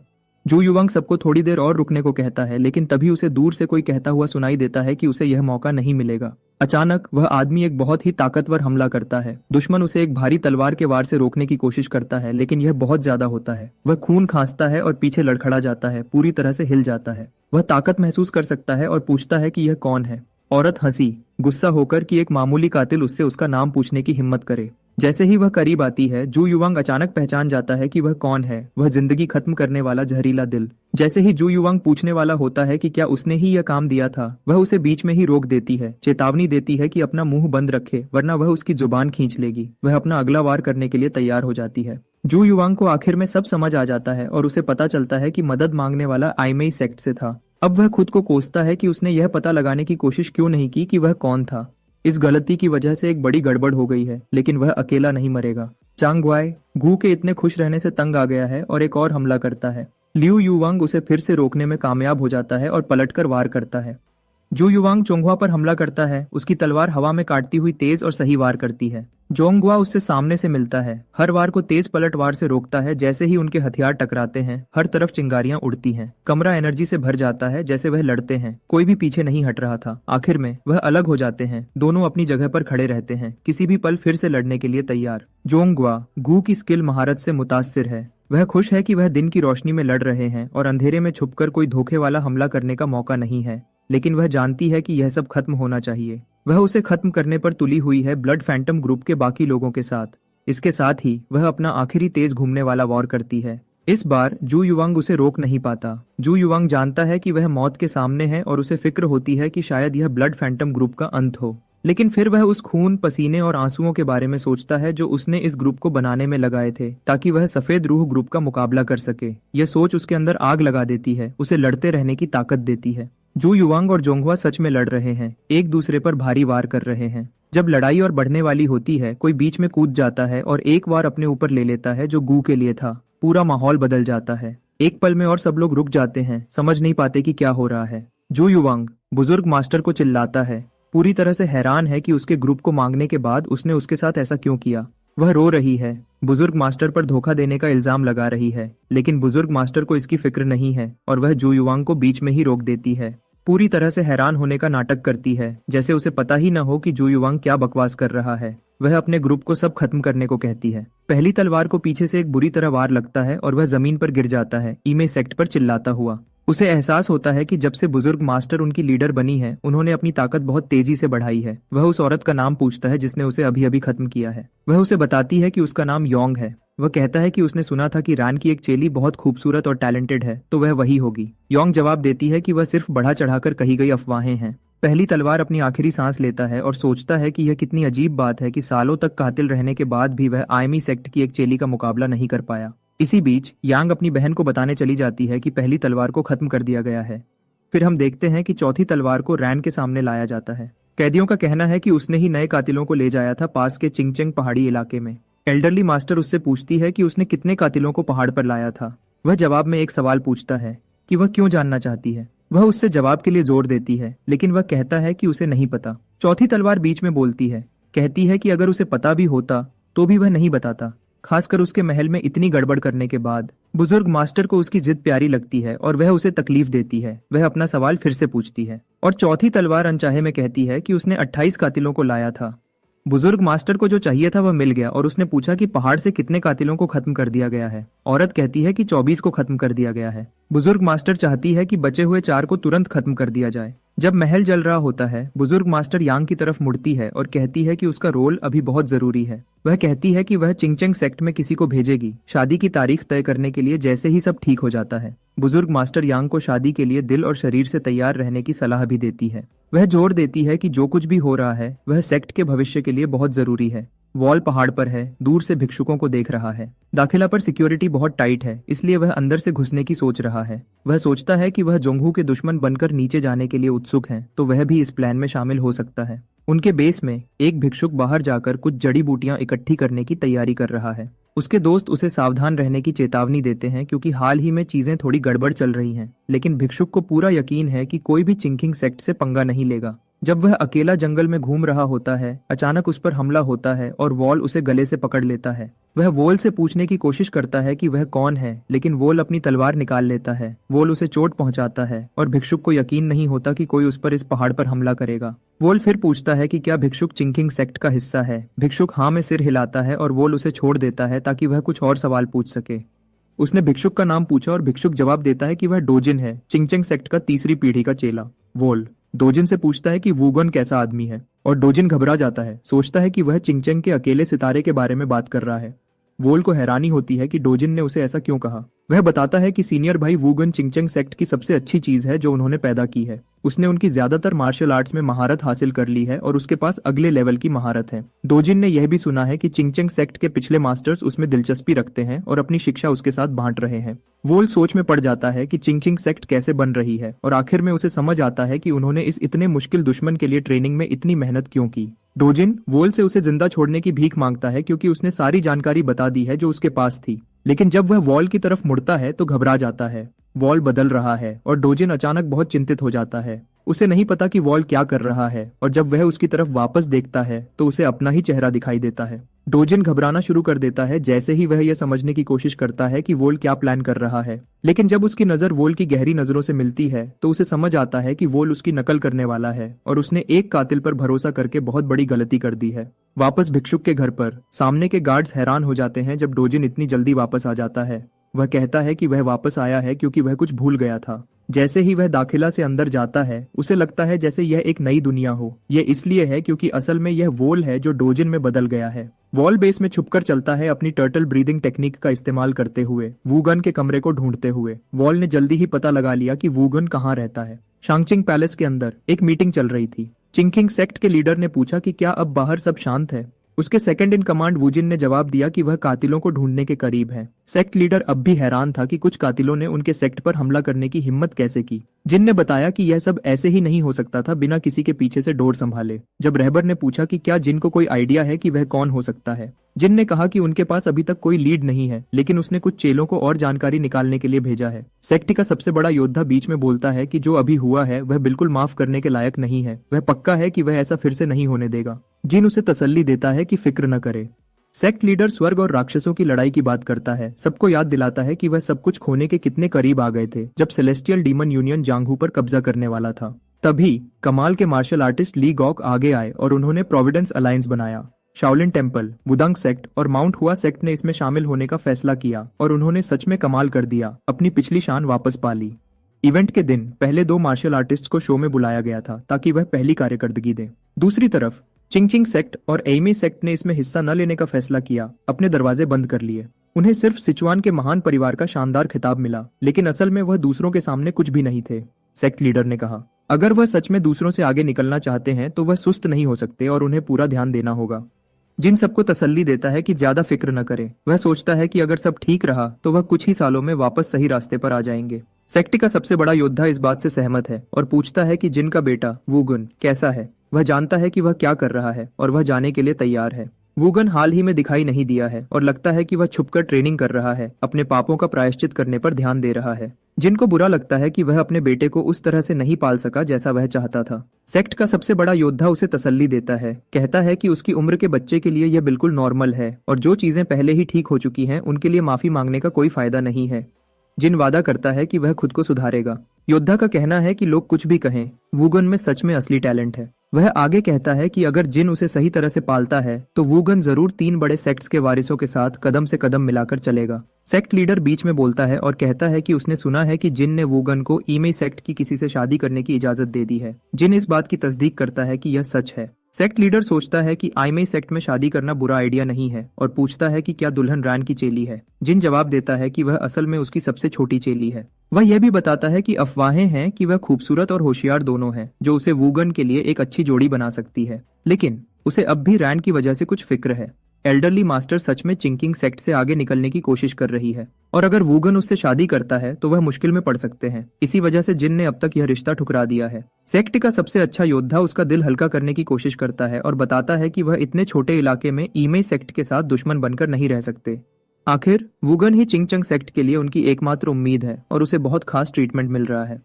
वॉल वूगन के घर के बाहर है और यह पहली बार है जब वह उसे असली में देख रहा है। उसका लेआउट बिल्कुल वैसा ही है जैसा अंडरग्राउंड गुफा में था। सामने का दरवाजा बंद है, लेकिन वोल जानता है कि अंदर कैसे जाना है। वह छत पर कूद जाता है, लेकिन 2 लोगों को आते हुए सुनता है, इसलिए वह जल्दी से लेट जाता है। यह 2 भिक्षुक शिकायत कर रहे हैं क्योंकि उन्हें लगता है कि वूगन अपनी आइसोलेशन ट्रेनिंग का इस्तेमाल औरतों के साथ रहने के लिए कर रहा है। एक भिक्षुक सोच रहा है कि क्या उनकी कोई चेली वूगन के साथ है, जबकि दूसरा उसे चुप कराने की कोशिश कर रहा है। पॉल को यकीन नहीं होता जब उसे पता चलता है कि वूगन सेक्ट में औरतों को ला रहा है। तलवार ट्रेनिंग हॉल में एक औरत के आसपास होने का ख्याल ही उसके लिए बहुत अजीब है। जैसे ही वह 2 लोग चले जाते हैं, वोल अपने ख्यालों को ठीक करने के लिए थोड़ी देर रुकता है। वह सोचता है कि चाहे आप कहीं भी हों, हमेशा कोई न कोई ऐसा होगा जो अंदर से अलग होगा। जैसे ही रात होती है, वोल अपनी अगले मूव के लिए तैयार हो जाता है।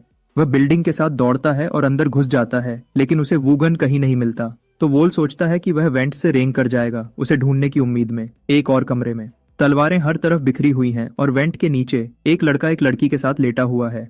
वॉल वेंट से झांकता है और उस लड़के को वूगन के रूप में पहचान लेता है। वह सिर्फ देखकर ही बता सकता है कि वूगन एक अलग ही लेवल पर है ब्लड शैडो ग्रुप के कैप्टन के मुकाबले में, लेकिन वह अब भी सिर्फ एक आदमी है। तो वॉल सोचता है कि अगर वह उसे डेथ प्रेशर पॉइंट पर मारता है तो वह उसे खत्म कर सकता है। वॉल वेंट से एक रस्सी नीचे गिराना शुरू करता है, उसे वू के चारों तरफ ध्यान से लपेटने की कोशिश करता है।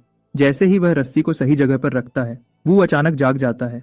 यह समझते हुए कि उसे जल्दी करना होगा, वू रस्सी को खींचता है। जैसे ही वू को ऊपर खींचा जाता है और उसका गला घुटने का खतरा होता है, वह जल्दी से अपने हाथ का इस्तेमाल करके रस्सी को काट देता है। वू आखिर में रस्सी से आजाद हो जाता है और वोल के बिल्कुल सामने खड़ा हो जाता है। वह उससे पूछता है कि वह कौन है और वोल अपनी तलवारें निकालकर जवाब देता है। वह वू पर हमला करता है, लेकिन वू बिल्कुल भी चिंतित नहीं लगता। वह 2 उंगलियां उठाता है और आसानी से वोल के हमले को रोक देता है, अपनी ताकत से उसे हैरान कर देता है। अब वू की बारी है पलटवार करने की। वू पीछे नहीं हटता जब वह एक और हमला करता है, अपनी पूरी ताकत लगा देता है। पॉल को इस पागल दबाव को संभालने में मुश्किल हो रही है जो यह मॉन्स्टर सिर्फ खाली हाथ लड़ रहा है। उसे लगता है जैसे वह बेहोश हो जाएगा इतनी एनर्जी को रोकने की कोशिश करते हुए। उसे समझ नहीं आता कि कोई बिना किसी हथियार के यह सब कैसे कर सकता है। वह जानता है कि उसके पास इस हालत से बचने का वक्त कम हो रहा है और यह सिर्फ और खराब होगा। वह अपनी तलवार से एक और वार करने की कोशिश करता है, लेकिन एक बार फिर वो उसे सिर्फ 2 उंगलियों से रोक देता है। वो थोड़ी देर रुकता है और वोल की स्किल्स की तारीफ करता है। वह हमारे लड़के से पूछता है कि उसे किसने भेजा है, लेकिन वोल सांस नहीं ले पाता और जवाब नहीं देता। वो हंसता है और सोचता है कि क्या उस लड़की के पापा ने उसे भेजा है। वोल सिर्फ हैरान दिखता है। कहानी वूगन की जिंदगी पर एक नजर डालती है। उसने मार्शल आर्ट्स में महारत हासिल कर ली है क्योंकि यह उसे नेचुरली आता है, लेकिन सच कहूं तो उसे इसमें ज्यादा दिलचस्पी नहीं है। वह ट्रेनिंग से दूर होने लगता है और फिर एक दिन एक औरत उसकी स्किल्स को देखकर इंप्रेस हो जाती है। वह पहले एक पूरा हीरो था, एक ऐसा योद्धा जैसा कोई और नहीं, लेकिन सब कुछ बदल गया जब वह उस लड़की से मिला। वह एक लेजेंड से सिर्फ एक और लड़का बन गया जो जस्टिन की गर्लफ्रेंड्स के पीछे भाग रहा था। अपनी इज्जत को ऐसे फेंक दिया जैसे उसका कोई मतलब ही ना हो। एक रात वूगन एक ऐसी औरत से मिला जो दूसरों जैसी नहीं थी, जो आमतौर पर उसमें दिलचस्पी दिखाती थी, लेकिन चीजें बहुत गलत हो गई क्योंकि वह नशे में हो गया, कंट्रोल खो दिया और कुछ ऐसा कर दिया जो माफ करने के लायक नहीं था। उसने उसे सबसे बुरे तरीके से चोट पहुंचाई और उसके थोड़ी देर बाद ही उसने अपनी जिंदगी खत्म कर ली। सजा के तौर पर वू को 1 साल के लिए अकेलापन में भेज दिया गया। कोई एक्शन नहीं, कोई मजा नहीं, बस बेअंत बार बार की ट्रेनिंग। ये बोरिंग था, लेकिन क्योंकि उसके पास कुछ और करने को नहीं था, उसने खुद को हद तक धकेला। जब तक वह साल खत्म हुआ, उसकी स्किल्स एक बिल्कुल नए लेवल पर थी। वो अब हमारे लड़के को घूर रहा है जिसने उसे खत्म करने के लिए अपनी पूरी जिंदगी ट्रेनिंग में लगा दी थी। लेकिन वो सोचता है कि वोल को उस लड़की के पापा ने भेजा है उसकी मौत का बदला लेने के लिए और लड़ने की पोजीशन में आ जाता है। वोल को दूसरी तरफ नहीं पता कि वो क्या बात कर रहा है और वह सिर्फ इस बात पर ध्यान दे सकता है कि यह आदमी कितना ताकतवर है। उसे लगता है जैसे वू से निकलने वाली हर एनर्जी बहुत तेज और बहुत डरावनी है, जैसे वह बहुत सारी तेज तलवारों से बना हो। वो पूरी रफ्तार से वॉल पर हमला करता है, बहुत सारे वॉर करता है। वॉल उन्हें रोकने की कोशिश में बहुत एनर्जी खर्च कर रहा है, लेकिन वो रुकता नहीं है जब वह वॉर पर वॉर करता है और खुशकिस्मती से वू के पास तेज रिफ्लेक्सेस हैं जो उसे महफूज रखते हैं। अचानक वोल एक किक मारने में कामयाब हो जाता है जो सीधा वू के सिर पर लगती है, जो उसे बहुत गुस्सा दिलाती है। वू पलट वार करता है और वू को नीचे गिरा देता है, अपनी तलवारें एक तरफ फेंक देता है। जब लगता है कि वू उसे खत्म करने वाला है, तभी वू हमले से बच जाता है और कुछ तलवारें पकड़ने के लिए तेजी से निकल जाता है। वह एक तलवार वू पर फेंकता है, लेकिन वह रोक दी जाती है। वह कुछ और तलवारें फेंकता है, लेकिन वू गन उन्हें भी मोड़ देता है। उसे लगता है जैसे वोल जो कुछ भी कोशिश करता है वह काम नहीं करता, लेकिन वह कोशिश करता रहता है और अचानक 2 और तलवारें चला देता है। वोल के हमले फिर से रोक दिए जाते हैं और फिर वह ये पागल चिंग चिंग मूव निकालता है। 72 तलवार की लहरें एक बड़ी सुनामी की तरह भेजता है। दूसरा आदमी बस वहां खड़ा है, पूरी तरह से हैरान दिख रहा है, जैसे लहरें ऐसे टकरा रही हो जैसे कल हो ना हो। वो जानता है कि वह बड़ी मुश्किल में है। जैसे ही वो उस पर हमला करता है, वह जल्दी से वहां से गायब हो जाता है और उस औरत को पकड़ लेता है जो वू के साथ थी, उसे ढाल के तौर पर इस्तेमाल करने के लिए। वो फिर से काफी तंग आ जाता है, तो वह अपनी टेक्निक का इस्तेमाल करता है और वू और औरत दोनों को इस पागल तूफान में घुमाता है। अचानक वोल वू के बिल्कुल सामने फिर से दिखाई देता है और अपनी तलवार से एक भारी वार करने की कोशिश करता है। हमला होने के दौरान वोल को याद आता है जो मास्टर्स ने उसे बताया था उस किताब से मार्शल आर्ट सीखने के बारे में, क्योंकि आपको नहीं पता कब आप लड़ाई में पड़ सकते हैं। वह येओ से कहता है कि सिर्फ वक्त ही बताएगा कि वह सिर्फ एक भेड़ है या सच में एक भेड़िया। फिर वोल अपनी सीखी हुई गुप्त टेक्निक का इस्तेमाल करता है, उस आदमी को निशाना बनाते हुए जिसे उसे खत्म करना था। आखिर में वह उसके मूव्स को एक प्रो की तरह रोकने में कामयाब हो जाता है। वू को यकीन नहीं हुआ, वॉल सच में चिंकियन की एक गुप्त मूव के खिलाफ खड़ा था। सेक्टी वू ने वॉर पर वॉर किया, लेकिन कुछ भी नहीं लगा और वह पूरी तरह से हैरान रह गया। जो वू को नहीं पता था वह यह था कि वोल ने उस टेक्निक को ऐसे पढ़ा था जैसे उसकी जिंदगी उस पर निर्भर करती हो। हाँ, वोल के पास अपनी मूव्स थी, लेकिन इसने उसे एक फायदा दिया। पहले की तरह कॉन्फिडेंट वोल ने स्विफ्ट माइंड टेक्निक का इस्तेमाल किया वू के हमलों से ऐसे बचने के लिए जैसे ये बच्चों का खेल हो। वॉल ने अपना काम कर लिया है और ब्लड फैंटम ग्रुप से भी बदला ले लिया है। अब चिंकिंग सेक्ट में बहुत घबराहट है, घंटियां बज रही हैं और वूगन के घर के अंदर जिन बहुत परेशान है। उसे समझ नहीं आता कि यह सब कैसे हुआ।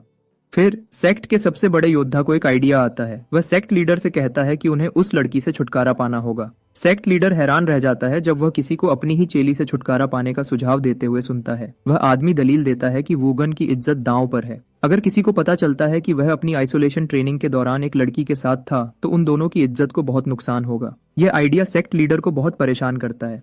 सेक्ट का सबसे बड़ा योद्धा देखता है कि क्या हुआ है और कहता है कि इस पर ज्यादा सोचने का कोई फायदा नहीं है। वूगन के साथ वह जानता है कि उनके सेक्ट की इज्जत दांव पर है और उन्हें जल्दी करना होगा। उसे शक है कि किसी ने कातिल को हायर किया है, एक ऐसा आदमी जिसे वूगन के गिरने और सेक्ट की बदनामी से फायदा होगा। योद्धा जोर देता है कि वह ऐसा नहीं होने दे सकते चाहे कुछ भी हो जाए। लेकिन जैसे ही सेक्ट लीडर एक प्लान बनाने की कोशिश करता है, उनके भाई बीच में बोलते हैं, कहते हैं कि सेक्ट की इज्जत कितनी भी जरूरी क्यों न हो, वह एक इंसानी जिंदगी की कीमत से ज्यादा नहीं हो सकती। सेक्ट का सबसे बड़ा लड़का कह रहा है कि इस रफ्तार से वह कभी शाओलिन या वुदांग से आगे नहीं निकल पाएंगे, बल्कि यह फासला और बढ़ता जाएगा और वह सिर्फ एक मामूली सेक्ट बनकर रह जाएंगे। सब लोग जब यह सोच रहे थे, तभी जिन अपने बेटे की तलवार के साथ खड़ा होता है। वह डिसाइपल के पास जाता है और उसे याद दिलाता है कि उनके सेक्ट का मेंबर होने के नाते उसे यह बात समझनी चाहिए थी। शागिर्द रोने लगती है और जिन उसे कहता है कि उसे उसकी मदद के लिए आगे आना चाहिए था। वह अपनी जान की भीख मांगती है, लेकिन वह सोचता है कि अब बहुत देर हो चुकी है। सेक्ट लीडर जिन के पास दौड़कर आता है और पूछता है कि उसने क्या किया है। जिन बताता है कि उसके पास कोई और रास्ता नहीं था। वो सिर्फ चिंगचैंग सेक्ट के लिए ही खास नहीं था, वह जिन के लिए सब कुछ था। वह चुपचाप बैठकर अपनी इज्जत को मिट्टी में मिलते हुए नहीं देख सकता था। जिन कहता है कि उसने जो किया है, उसकी जो भी सजा मिलेगी वह उसके लिए तैयार है। एमी सेक्ट में बुजुर्ग मास्टर को अभी अभी कुछ खबर मिली है और उसे यकीन नहीं हो रहा कि एक कातिल ने वूगन को मार दिया। वह इस बात पर बहुत गुस्से में है कि उन्होंने सभी असैसिन्स को नहीं पकड़ा। चिंकिंग सेक्ट पर कब्जा करने के उसके प्लान सब खराब हो गए हैं, क्योंकि उसके बैकअप प्लान की अब जरूरत ही नहीं है। जांगो कह रही है कि उन्हें उस कातिल को ढूंढकर खत्म करना होगा जिसने यह किया है, क्योंकि वह शख्स कुछ जरूरी राजा जान सकता है। बुजुर्ग मास्टर बताती है कि चिंकिंग सेक्ट ने पहले ही मदद मांगी है। वह जोंगवा को सबको इकट्ठा करने को कहती है, क्योंकि उन्हें तुरंत ऐसा जाल जिससे कोई बच न सके लगाना होगा। फिर वह सियोल की तरफ देखती है और कहती है कि अब शादी नहीं हो रही तो उसे सुकून मिला होगा। सियोल जवाब देती है कि वह बिल्कुल भी खुश नहीं है, क्योंकि उसने अभी अभी अपने पति को खोया है। उसे समझ नहीं आता कि उसका मजाक उड़ाया जा रहा है या नहीं, लेकिन डिसाइपल शांत रहती है और चुपचाप बाहर चली जाती है। गांव में एक किसान सड़क पर घूम रहा है। वह दो लोगों से मिलता है जो एक ऐसे मुजरिम को ढूंढ रहे हैं जिसने बहुत बुरा काम किया है। वह किसान से पूछते हैं कि वह कौन है, और वह कहता है कि उसका नाम चैओ है। वह पास के गांव में रहता है और खेत में काम करने के बाद घर जा रहा था। वह लोग हैरान हैं कि उसने इतनी जल्दी काम कैसे खत्म कर लिया, और चाओ बताता है कि उसने घास काटने का काम समय से पहले ही खत्म कर लिया था। वह उसे जाने देते हैं, लेकिन जब वह आगे बढ़ता है तो उनमें से एक को लगता है कि कुछ गड़बड़ है। वह चायो को रोकता है और पूछता है कि खेती करने के बाद वह इतना साफ कैसे दिख रहा है। वह सोचता है कि अगर चायो ने घास काटी है तो उसका कुछ सबूत होना चाहिए, खासकर उसकी दरांती पर। किसान घबरा जाता है और वह लोग उसे वह असैसिन बताते हैं जिसे बुजुर्ग मास्टर ने वूगन का कातिल बताया था। वह एक सिग्नल देते हैं और मदद के लिए बुलाते हैं। उस आदमी का शक सही था, क्योंकि वह वुल ही है। वह अपने आदमियों को उसे पकड़ने का हुक्म देता है।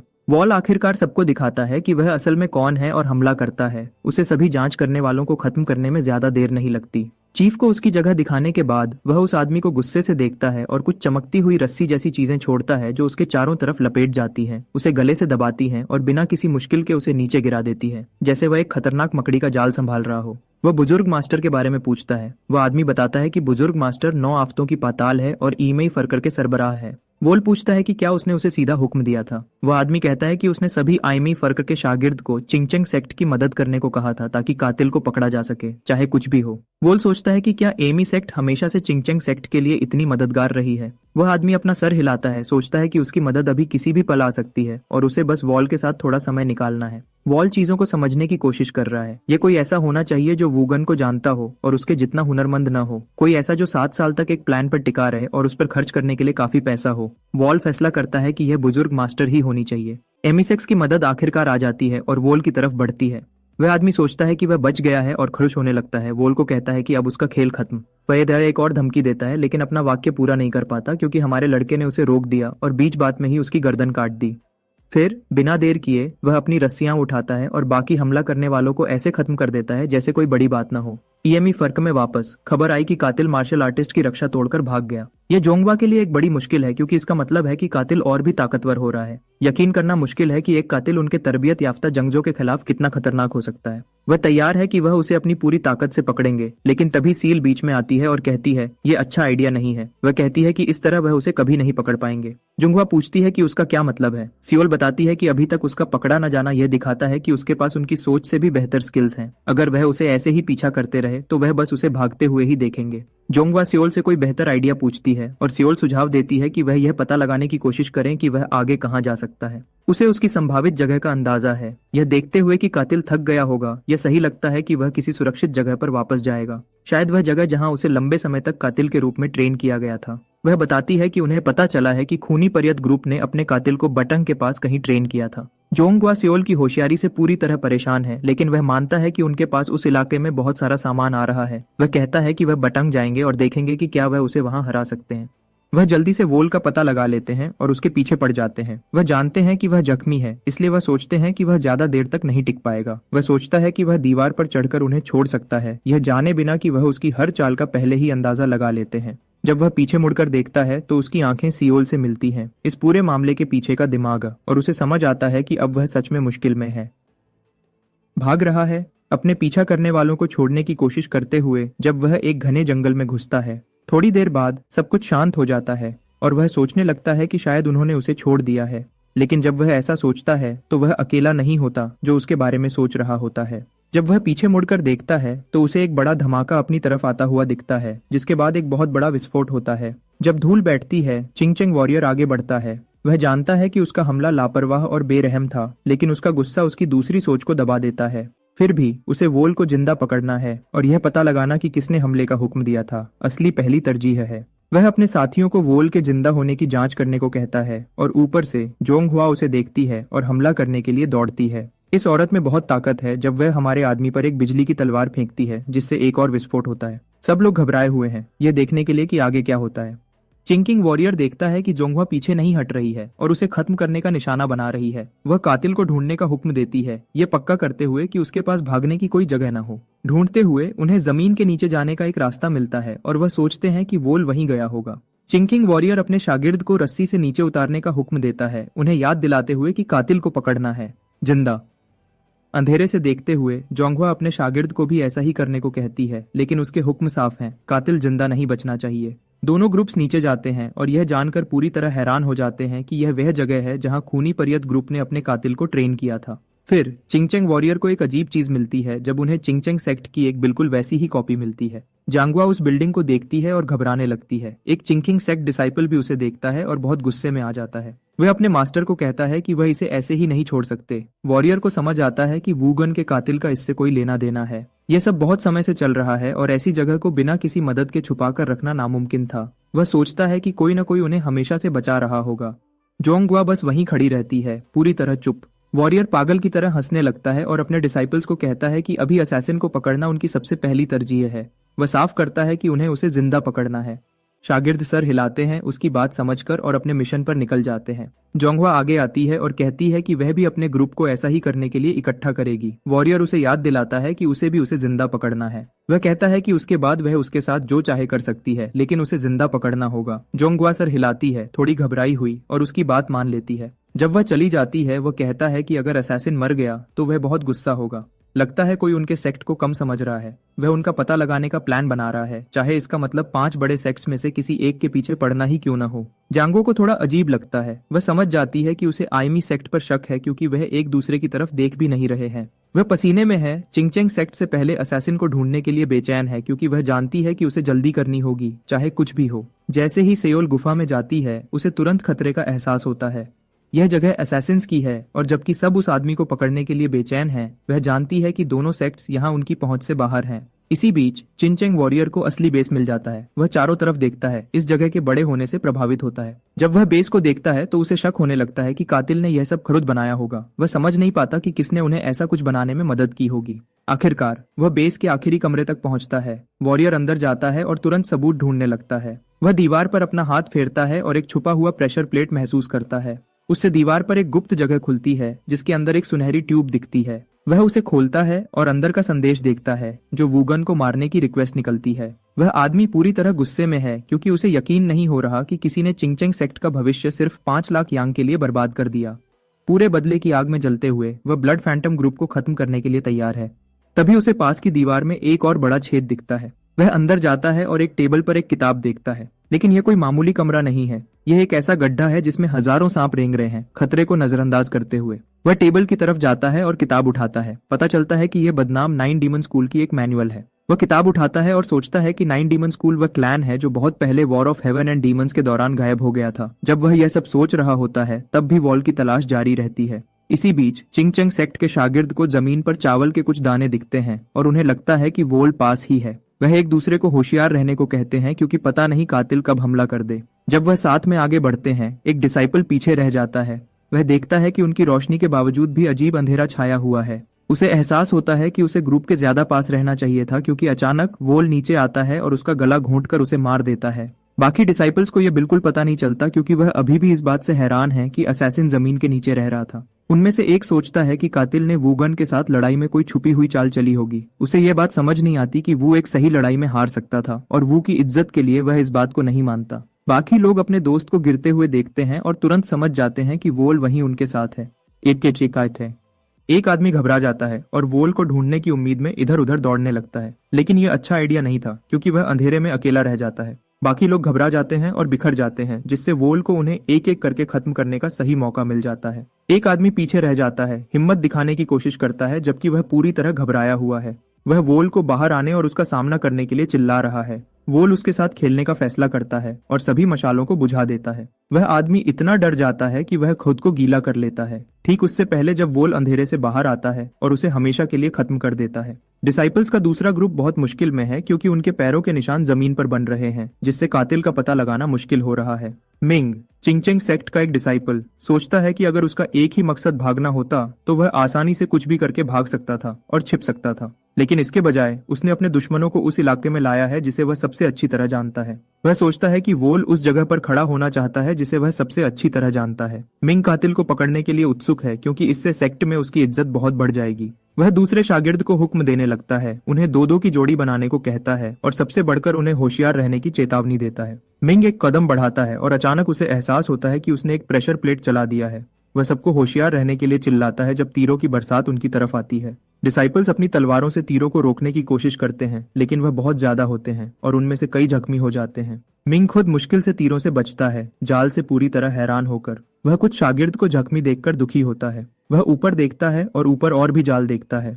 मिंग एक और चेतावनी चिल्लाता है, हैरान है कि कोई ऐसी जगह पर कैसे रह सकता है जो जालों से भरी हो। इसी बीच एक आदमी ऊपर बैठा है, नीचे की गड़बड़ पर नजर रखे हुए है, जबकि बाकी लोग यह पता लगाने की कोशिश कर रहे हैं कि वह कहाँ छुपा है। कहानी आगे बढ़ती है और चिंगचेंग वॉरियर गड्ढे में हजारों सांपों को घूर रहा है। वह सोचता है ये सांप शायद नाइन डीमन स्कूल ने रिसर्च के लिए इकट्ठे किए होंगे। वह सोचने लगता है कि क्या यह गुफा पहले नाइन डीमन स्कूल का हेडक्वार्टर थी। ईमी सेक्ट के शागिर्द अपनी हार के बाद गड़बड़ में हैं और कुछ गायब हैं। जो बचे हैं वह घबराए हुए हैं, इस बात से डर रहे हैं कि वॉल किसी भी पल हमला कर सकता है। जांगहुआ आगे आती है, सबको शांत करने की कोशिश करती है। वह उन्हें घबराना बंद करने के लिए चिल्लाती है, उन्हें याद दिलाती है कि कातिल जख्मी है और कोई लापरवाह कदम नहीं उठाएगा। उनके लिए इकट्ठे रहना बहुत जरूरी है, बिखरने के बजाय। इसी बीच वोल अपनी छोटों का दबाव महसूस कर रहा है और हमला करने का फैसला करता है। तुरंत जोंगहुआ पर हमला करता है, लेकिन वह तनाव को समझ जाती है और एहसास होता है कि कुछ ठीक नहीं है। जैसे ही वोल पास आता है, वह जल्दी से घूमकर खुद का बचाव करती है। यह वॉल के साथ सामना है।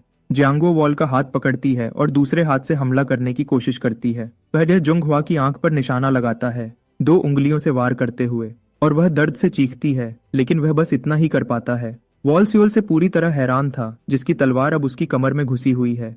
उसे एहसास होता है कि उसके पास बहुत अच्छी स्किल्स हैं, क्योंकि उसने जिस तरह हमला किया वह बिल्कुल सही था। लेकिन सोल को तारीफें सुनने की आदत नहीं है। फिर वह वोल को हार मानने को कहती है, लेकिन वह बस हंसता है और उसका एक अलग प्लान है। वह सी ऑल के पीछे जाने की कोशिश करता है, लेकिन वह इसे आते हुए देख लेती है और एक प्रो की तरह बच जाती है। वॉल उठता है और अपनी कमर से तलवार निकालता है। वह सियोल की तरफ देखता है और पूछता है कि अगर वह हार मान ले तो क्या वह उसे जाने देगी। सियोल एक पल के लिए रुकती है, लेकिन वोल जानता है कि वह ऐसा नहीं करेगी। वह बताता है कि अगर वह रहम दिखाने को तैयार होती तो उसने ब्लड फैंटम क्रू के बाकी लोगों को खत्म नहीं किया होता। सियोल वोल से पूछती है कि वह कितना जानता है, और वह आमतौर पर जवाब देता है कि उसे पता है कि वह 9 कैलामिटीज की अबिस सब कुछ से जुड़ी हुई है। जॉन गुआ कोई राज बाहर न आए इसलिए तुरंत सियोल को उसे मारने को कहती है। थोड़ी देर हिचकिचाने के बाद सील मानती है कि वह भी अपने मास्टर की ज्यादा फैन नहीं है, लेकिन उसे अपने मंगेतर वूगन का बदला लेना है। उसके साथ ही वह वोल पर ताकतवर एनर्जी का एक झोंका छोड़ती है। वोल जानता है कि सियोल के सामने सीधे जाना एक बुरा आइडिया होगा, लेकिन जैसे ही वह पीछे हटने वाला होता है, उसे एनर्जी का एक झोंका लगता है। जॉन गुआ को एहसास होता है कि यह हालत आईएमई सेक्ट के लिए बहुत बुरी है, इसलिए वह खुद ही मामले को संभालने का फैसला करती है। लेकिन सबसे बड़ा वॉरियर बीच में आता है और उसे एक तरफ हटने को कहता है। जांगहुआ इमेज सेक्ट को आखिरी बार बचाने की जिद करती है, यह कहते हुए कि उन्हें कातिल को खत्म करना होगा, इससे पहले कि वह कोई जादू छोड़ सके। सबसे बड़ा वॉरियर ज्यादा चिंता नहीं करता है। वह वोल से बात करने के लिए नीचे बैठता है और उससे पूछता है कि उसने ऐसा क्यों किया। वह सोचता है कि एक कातिल को भी सही और गलत का पता होना चाहिए। वॉल सबसे बड़े वॉरियर को सब कुछ बताता है कि उसे सिर्फ 14 साल की उम्र में गुफा में ले जाया गया था। तब उसे सही और गलत में फर्क करने का मौका नहीं मिला था। वोल बताता है कि कातिल के रूप में ट्रेन होने का मतलब था कि उसके पास इस मामले में कोई चॉइस नहीं थी। सबसे बड़ा वॉरियर देखता है कि वोल बिल्कुल भी हमदर्दी नहीं दिखा रहा है। वोल की आंखें गुस्से से भरी हैं और सबसे बड़ा वॉरियर सोचता है कि अगर उसकी परवरिश अच्छी होती तो वह एक अच्छा साथी बन सकता था। तो सबसे बड़ा वॉरियर एक ट्यूब निकालता है और वोल को जमा देता है। उसने वूगन को मारने की रिक्वेस्ट ढूंढ ली थी। उसके साथ ही सबसे बड़ा वॉरियर पूछता है कि किसने हमले का हुक्म दिया था। वॉल कहता है कि उसे एक अंदाजा है। फिर वह सबसे बड़े वॉरियर से पूछता है कि क्या उसने उन्हें उसके पीछे जाने से इसलिए रोका था क्योंकि वह भी उसी शख्स के बारे में सोच रहा था। सबसे बड़ा वॉरियर पीछे मुड़कर देखता है और जोंगवा को देखकर लगता है जैसे उसे उल्टी आने वाली हो। चिंकिंग सेक्ट के डिसाइपल्स का एक ग्रुप दौड़कर आता है, पूछते हुए कि क्या उनके मास्टर को मदद की जरूरत है। सबसे बड़ा वॉरियर मिंग की तरफ मुड़ता है और पूछता है कि बाकियों को क्या हुआ। मिंग बताता है कि वह बच नहीं पाए क्योंकि वह कातिल के जाल में फंस गए थे। परेशान लेकिन पक्के इरादे वाला वॉरियर जानता है कि उसे क्या करना है। खड़ा होते हुए वह वोल की तरफ देखता है और कहता है कि जल्दी मौत तो तुम्हारे लिए बहुत मेहरबानी होगी। वह वोल को पैर से पकड़ता है और उसे घसीटने लगता है, उसे नरक से भी बदतर दर्द देने के लिए तैयार है। यही एक तरीका है जिससे वह उन लोगों को थोड़ा सा भी शांति दे सकता है जिन्हें वोल ने मारा है। इसी बीच वोल चुपचाप सोचता है कि उसके खोए हुए 7 सालों की भरपाई कौन करेगा। या तुम वोल को असली सांपों के पास ले आए। वोल का पैर पकड़े हुए वह सांपों से भरे गड्ढे में नीचे देखता है। वॉरियर वॉल को आखिरी मौका देता है और पूछता है कि क्या वह अब भी चीजों को सही करने का प्लान नहीं बना रहा है। वोल बस इस पर हंस सकता है। वॉरियर जानता है कि उसे बिल्कुल क्या करना है। वह वॉल की तरफ देखता है और उसे कहता है कि इस दुनिया में उसकी कोई जगह नहीं है। बिना किसी हिचकिचाहट के वह वॉल को सांपों के गड्ढे में फेंक देता है, चाहता है कि वह अपने गुनाहों की सजा भुगतते हुए दर्दनाक मौत मरे। दूसरों की तरफ मुड़ते हुए वॉरियर कहता है कि अब गुफा से निकलने का समय हो गया है। वह एंट्रेंस को बंद करने का हुक्म देता है ताकि कोई भी इस जगह को फिर कभी इस्तेमाल न कर सके। वोल को सांपों के गड्ढे में मरने के लिए अकेला छोड़ दिया जाता है और सांप बिना देर किए उसमें अपने दांत गड़ा देते हैं। लेकिन जैसे ही भूखे सांप बारी बारी से हमला करते हैं, वोल बिल्कुल भी नहीं हिलता। इसके बजाय वह उन पर वापस फुंकारने लगता है। एक सांप को पकड़कर वह उन्हें दिखाता है कि बॉस कौन है और उसका सर पूरी तरह काट देता है। समय बीत जाता है और वोल गुफा में सालों तक अकेला रहता है। वह सांपों के गड्ढे से बच निकलता है और चिंग चांग और आइमे सेक्ट से मार्शल आर्ट्स के मूव सीखता है, मरे हुए शरीरों पर छूटी हुई किताबें पढ़कर। जमीन के नीचे सांपों के साथ इतना समय बिताने के बाद वोल ने उनकी कुछ आदतें अपनानी शुरू कर दी। वोल पूरी तरह बदल गया है क्योंकि अब उसकी स्किन और बाल हल्के हो गए हैं। सांप ओनली डाइट पर स्विच करने के बाद उसके शरीर में बहुत बदलाव आए। अभी वह बस ऊपर जमीन पर रहने वालों से बदला लेने के मौके का इंतजार कर रहा है। बटंग में एक आदमी को अभी अभी एक कोठे के सबसे ऊपर वाले फ्लोर से बाहर फेंका गया है। वॉल ने ही यह किया है, आखिरकार गुफा से बाहर निकलकर। वह बॉस को कहता है कि उसे 3 दिन अपने लिए चाहिए और वह इस बात को अच्छे से नहीं लेती है। वह उलझन में है कि यह आदमी कौन है और वह कहाँ से आया है। उसके एक गार्ड ने वोल को डराने की कोशिश की क्योंकि उसने बटांग के सैफायर घर के एक मार्शल आर्टिस्ट को खिड़की से बाहर फेंक दिया था। लेकिन वोल को कोई परवाह नहीं थी और उसने अपने रूह को छूने वाला धागा से दोनों गार्ड्स का सामना किया। वह औरत पूरी तरह से घबरा गई थी क्योंकि वोल ने उन्हें बस हाथ के एक झटके से हरा दिया था। उसे याद नहीं था कि उसने सिचुआन में कभी किसी ऐसे इंसान को देखा हो। अब वह वोल को एक आम आदमी से कहीं ज्यादा समझने लगी थी। बॉस ने जल्दी से वोल से माफी मांगी और कहा कि वह जितने दिन चाहे यहीं रह सकता है। उसने वादा किया कि वह उसे जो भी चाहिए वह देगी और उससे मिन्नत की कि वह उसके गार्ड्स को छोड़ दे। वोल एक पल के लिए रुका, लेकिन बॉस बस उसकी शांत आंखों के बारे में सोच रही थी। उसे ऐसा लगा जैसे वह जंगल के एक बहुत बड़े सांप को घूर रही हो। वोल ने कहा कि उसे बस 3 दिन चाहिए। उसने गार्ड्स को छोड़ दिया और सबसे कहा कि कृपया उसे अकेला छोड़ दें। बॉस उसकी बात मान गई और उसका नाम पूछा। उसने जवाब दिया, मैं पियो वोल हूँ। 3 दिन बाद वोल अब ब्रोथल से जाने के लिए तैयार है। जब वह पहली बार गुफा से बाहर निकला था तो उसके पास कुछ नहीं था, लेकिन बॉस ने उसे कपड़े दे दिए थे। उन्होंने उसके लिए एक लंच बॉक्स भी पैक किया, जब उसे भूख लगेगी तो खा सकेगा। जैसे ही वोल बाहर निकला, बॉस अभी भी सोच रही थी कि वह किससे मिली थी। उसके कर्मचारी ने बताया कि वोल बस एक मेहमान है जो उनके ब्रोथल में आया था। बॉस को लगा कि जांघू में मौत का एक नया सितारा आ गया है। वोल अपने सफर में रुकता है, कुछ खाने और बारिश से बचने के लिए। उसे प्रकृति का मजा आ रहा था जिसे उसने बहुत समय से मिस किया था। उसे एहसास हुआ कि पूरे 7 साल गुजर चुके हैं। वह जानता है कि वह अपना अतीत भूल नहीं सकता, लेकिन उसे यह भी समझ आता है कि अगर वह उसे पकड़े रहेगा तो आगे नहीं बढ़ पाएगा। सच में आजाद होने के लिए उसे लगता है कि चिंगचेंग सेक्ट और एमे सेक्ट को उसकी जिंदगी बर्बाद करने की कीमत चुकानी होगी। वोल सोचता है कि अगर वह चंगडू जाता है तो शायद उसे उन सेक्ट्स के बारे में और पता चलेगा। वोल आराम कर रहा था जब कुछ लोग आए, बारिश से बचने के लिए जगह ढूंढ रहे थे। छत के नीचे आते ही वह लोग कितने भीग गए हैं इस बात पर बहस करने लगे। एक दूसरे पर इल्जाम लगाने के बाद उन्होंने देखा कि वोल बस वहां बैठा उन्हें देख रहा है।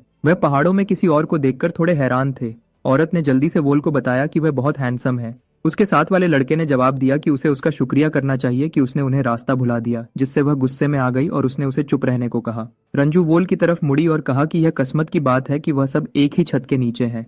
उसने अपना परिचय रंजू के रूप में दिया और उसने अपना नाम वोल बताया। वह पूरी तरह से उस पर फिदा हो गई थी और उसे थोड़ा परेशान भी कर रही थी, क्योंकि वह हमेशा पागल हो जाती है जब कोई हैंडसम लड़का आसपास होता है। फिर एक लड़का बीच में आया और अपना परिचय दाओशी के रूप में दिया, जबकि एक भिक्षु ने अपना नाम हुएल बताया। रंजू वोल से पूछा कि वह कहाँ जा रहा है और उसने कहा कि वह चंगडू जा रहा है। इत्तेफाक से रंजू और उसकी टीम भी वहीं जा रही थी। उसने सोचा कि साथ में सफर करना बहुत अच्छा रहेगा, लेकिन वोल थोड़ा हिचकिचा रहा था। पहली नजर में वह अजीब लोगों का मिश्रण लगते हैं, लेकिन जब जरूरत पड़ती है तो वह सब जानते हैं कि साथ में कैसे काम करना है। उसे यह जानने की उत्सुकता थी कि क्या रंजू ही सबको साथ लेकर चल रही है, भले ही वह बॉस जैसी न लगती हो। वोल तैयार हो गया और उसने उनके साथ चलने का फैसला किया। उसे लगा कि उन सबके बीच कोई मजबूत रिश्ता या कुछ गहरा है जो उन्हें जोड़ता है, और वह उसके बारे में और जानना चाहता था। वह सब अपनी यात्रा शुरू करने के लिए तैयार हैं और उन्हें एक टीम मिल जाती है जिसके साथ वह जा सकते हैं। दाओशी बताता है कि वह लगभग 1 घंटे में निकलेंगे। रंजू चावल धोने वाले जहाजों के कितने अनकंफर्टेबल होने के बारे में शिकायत करने लगती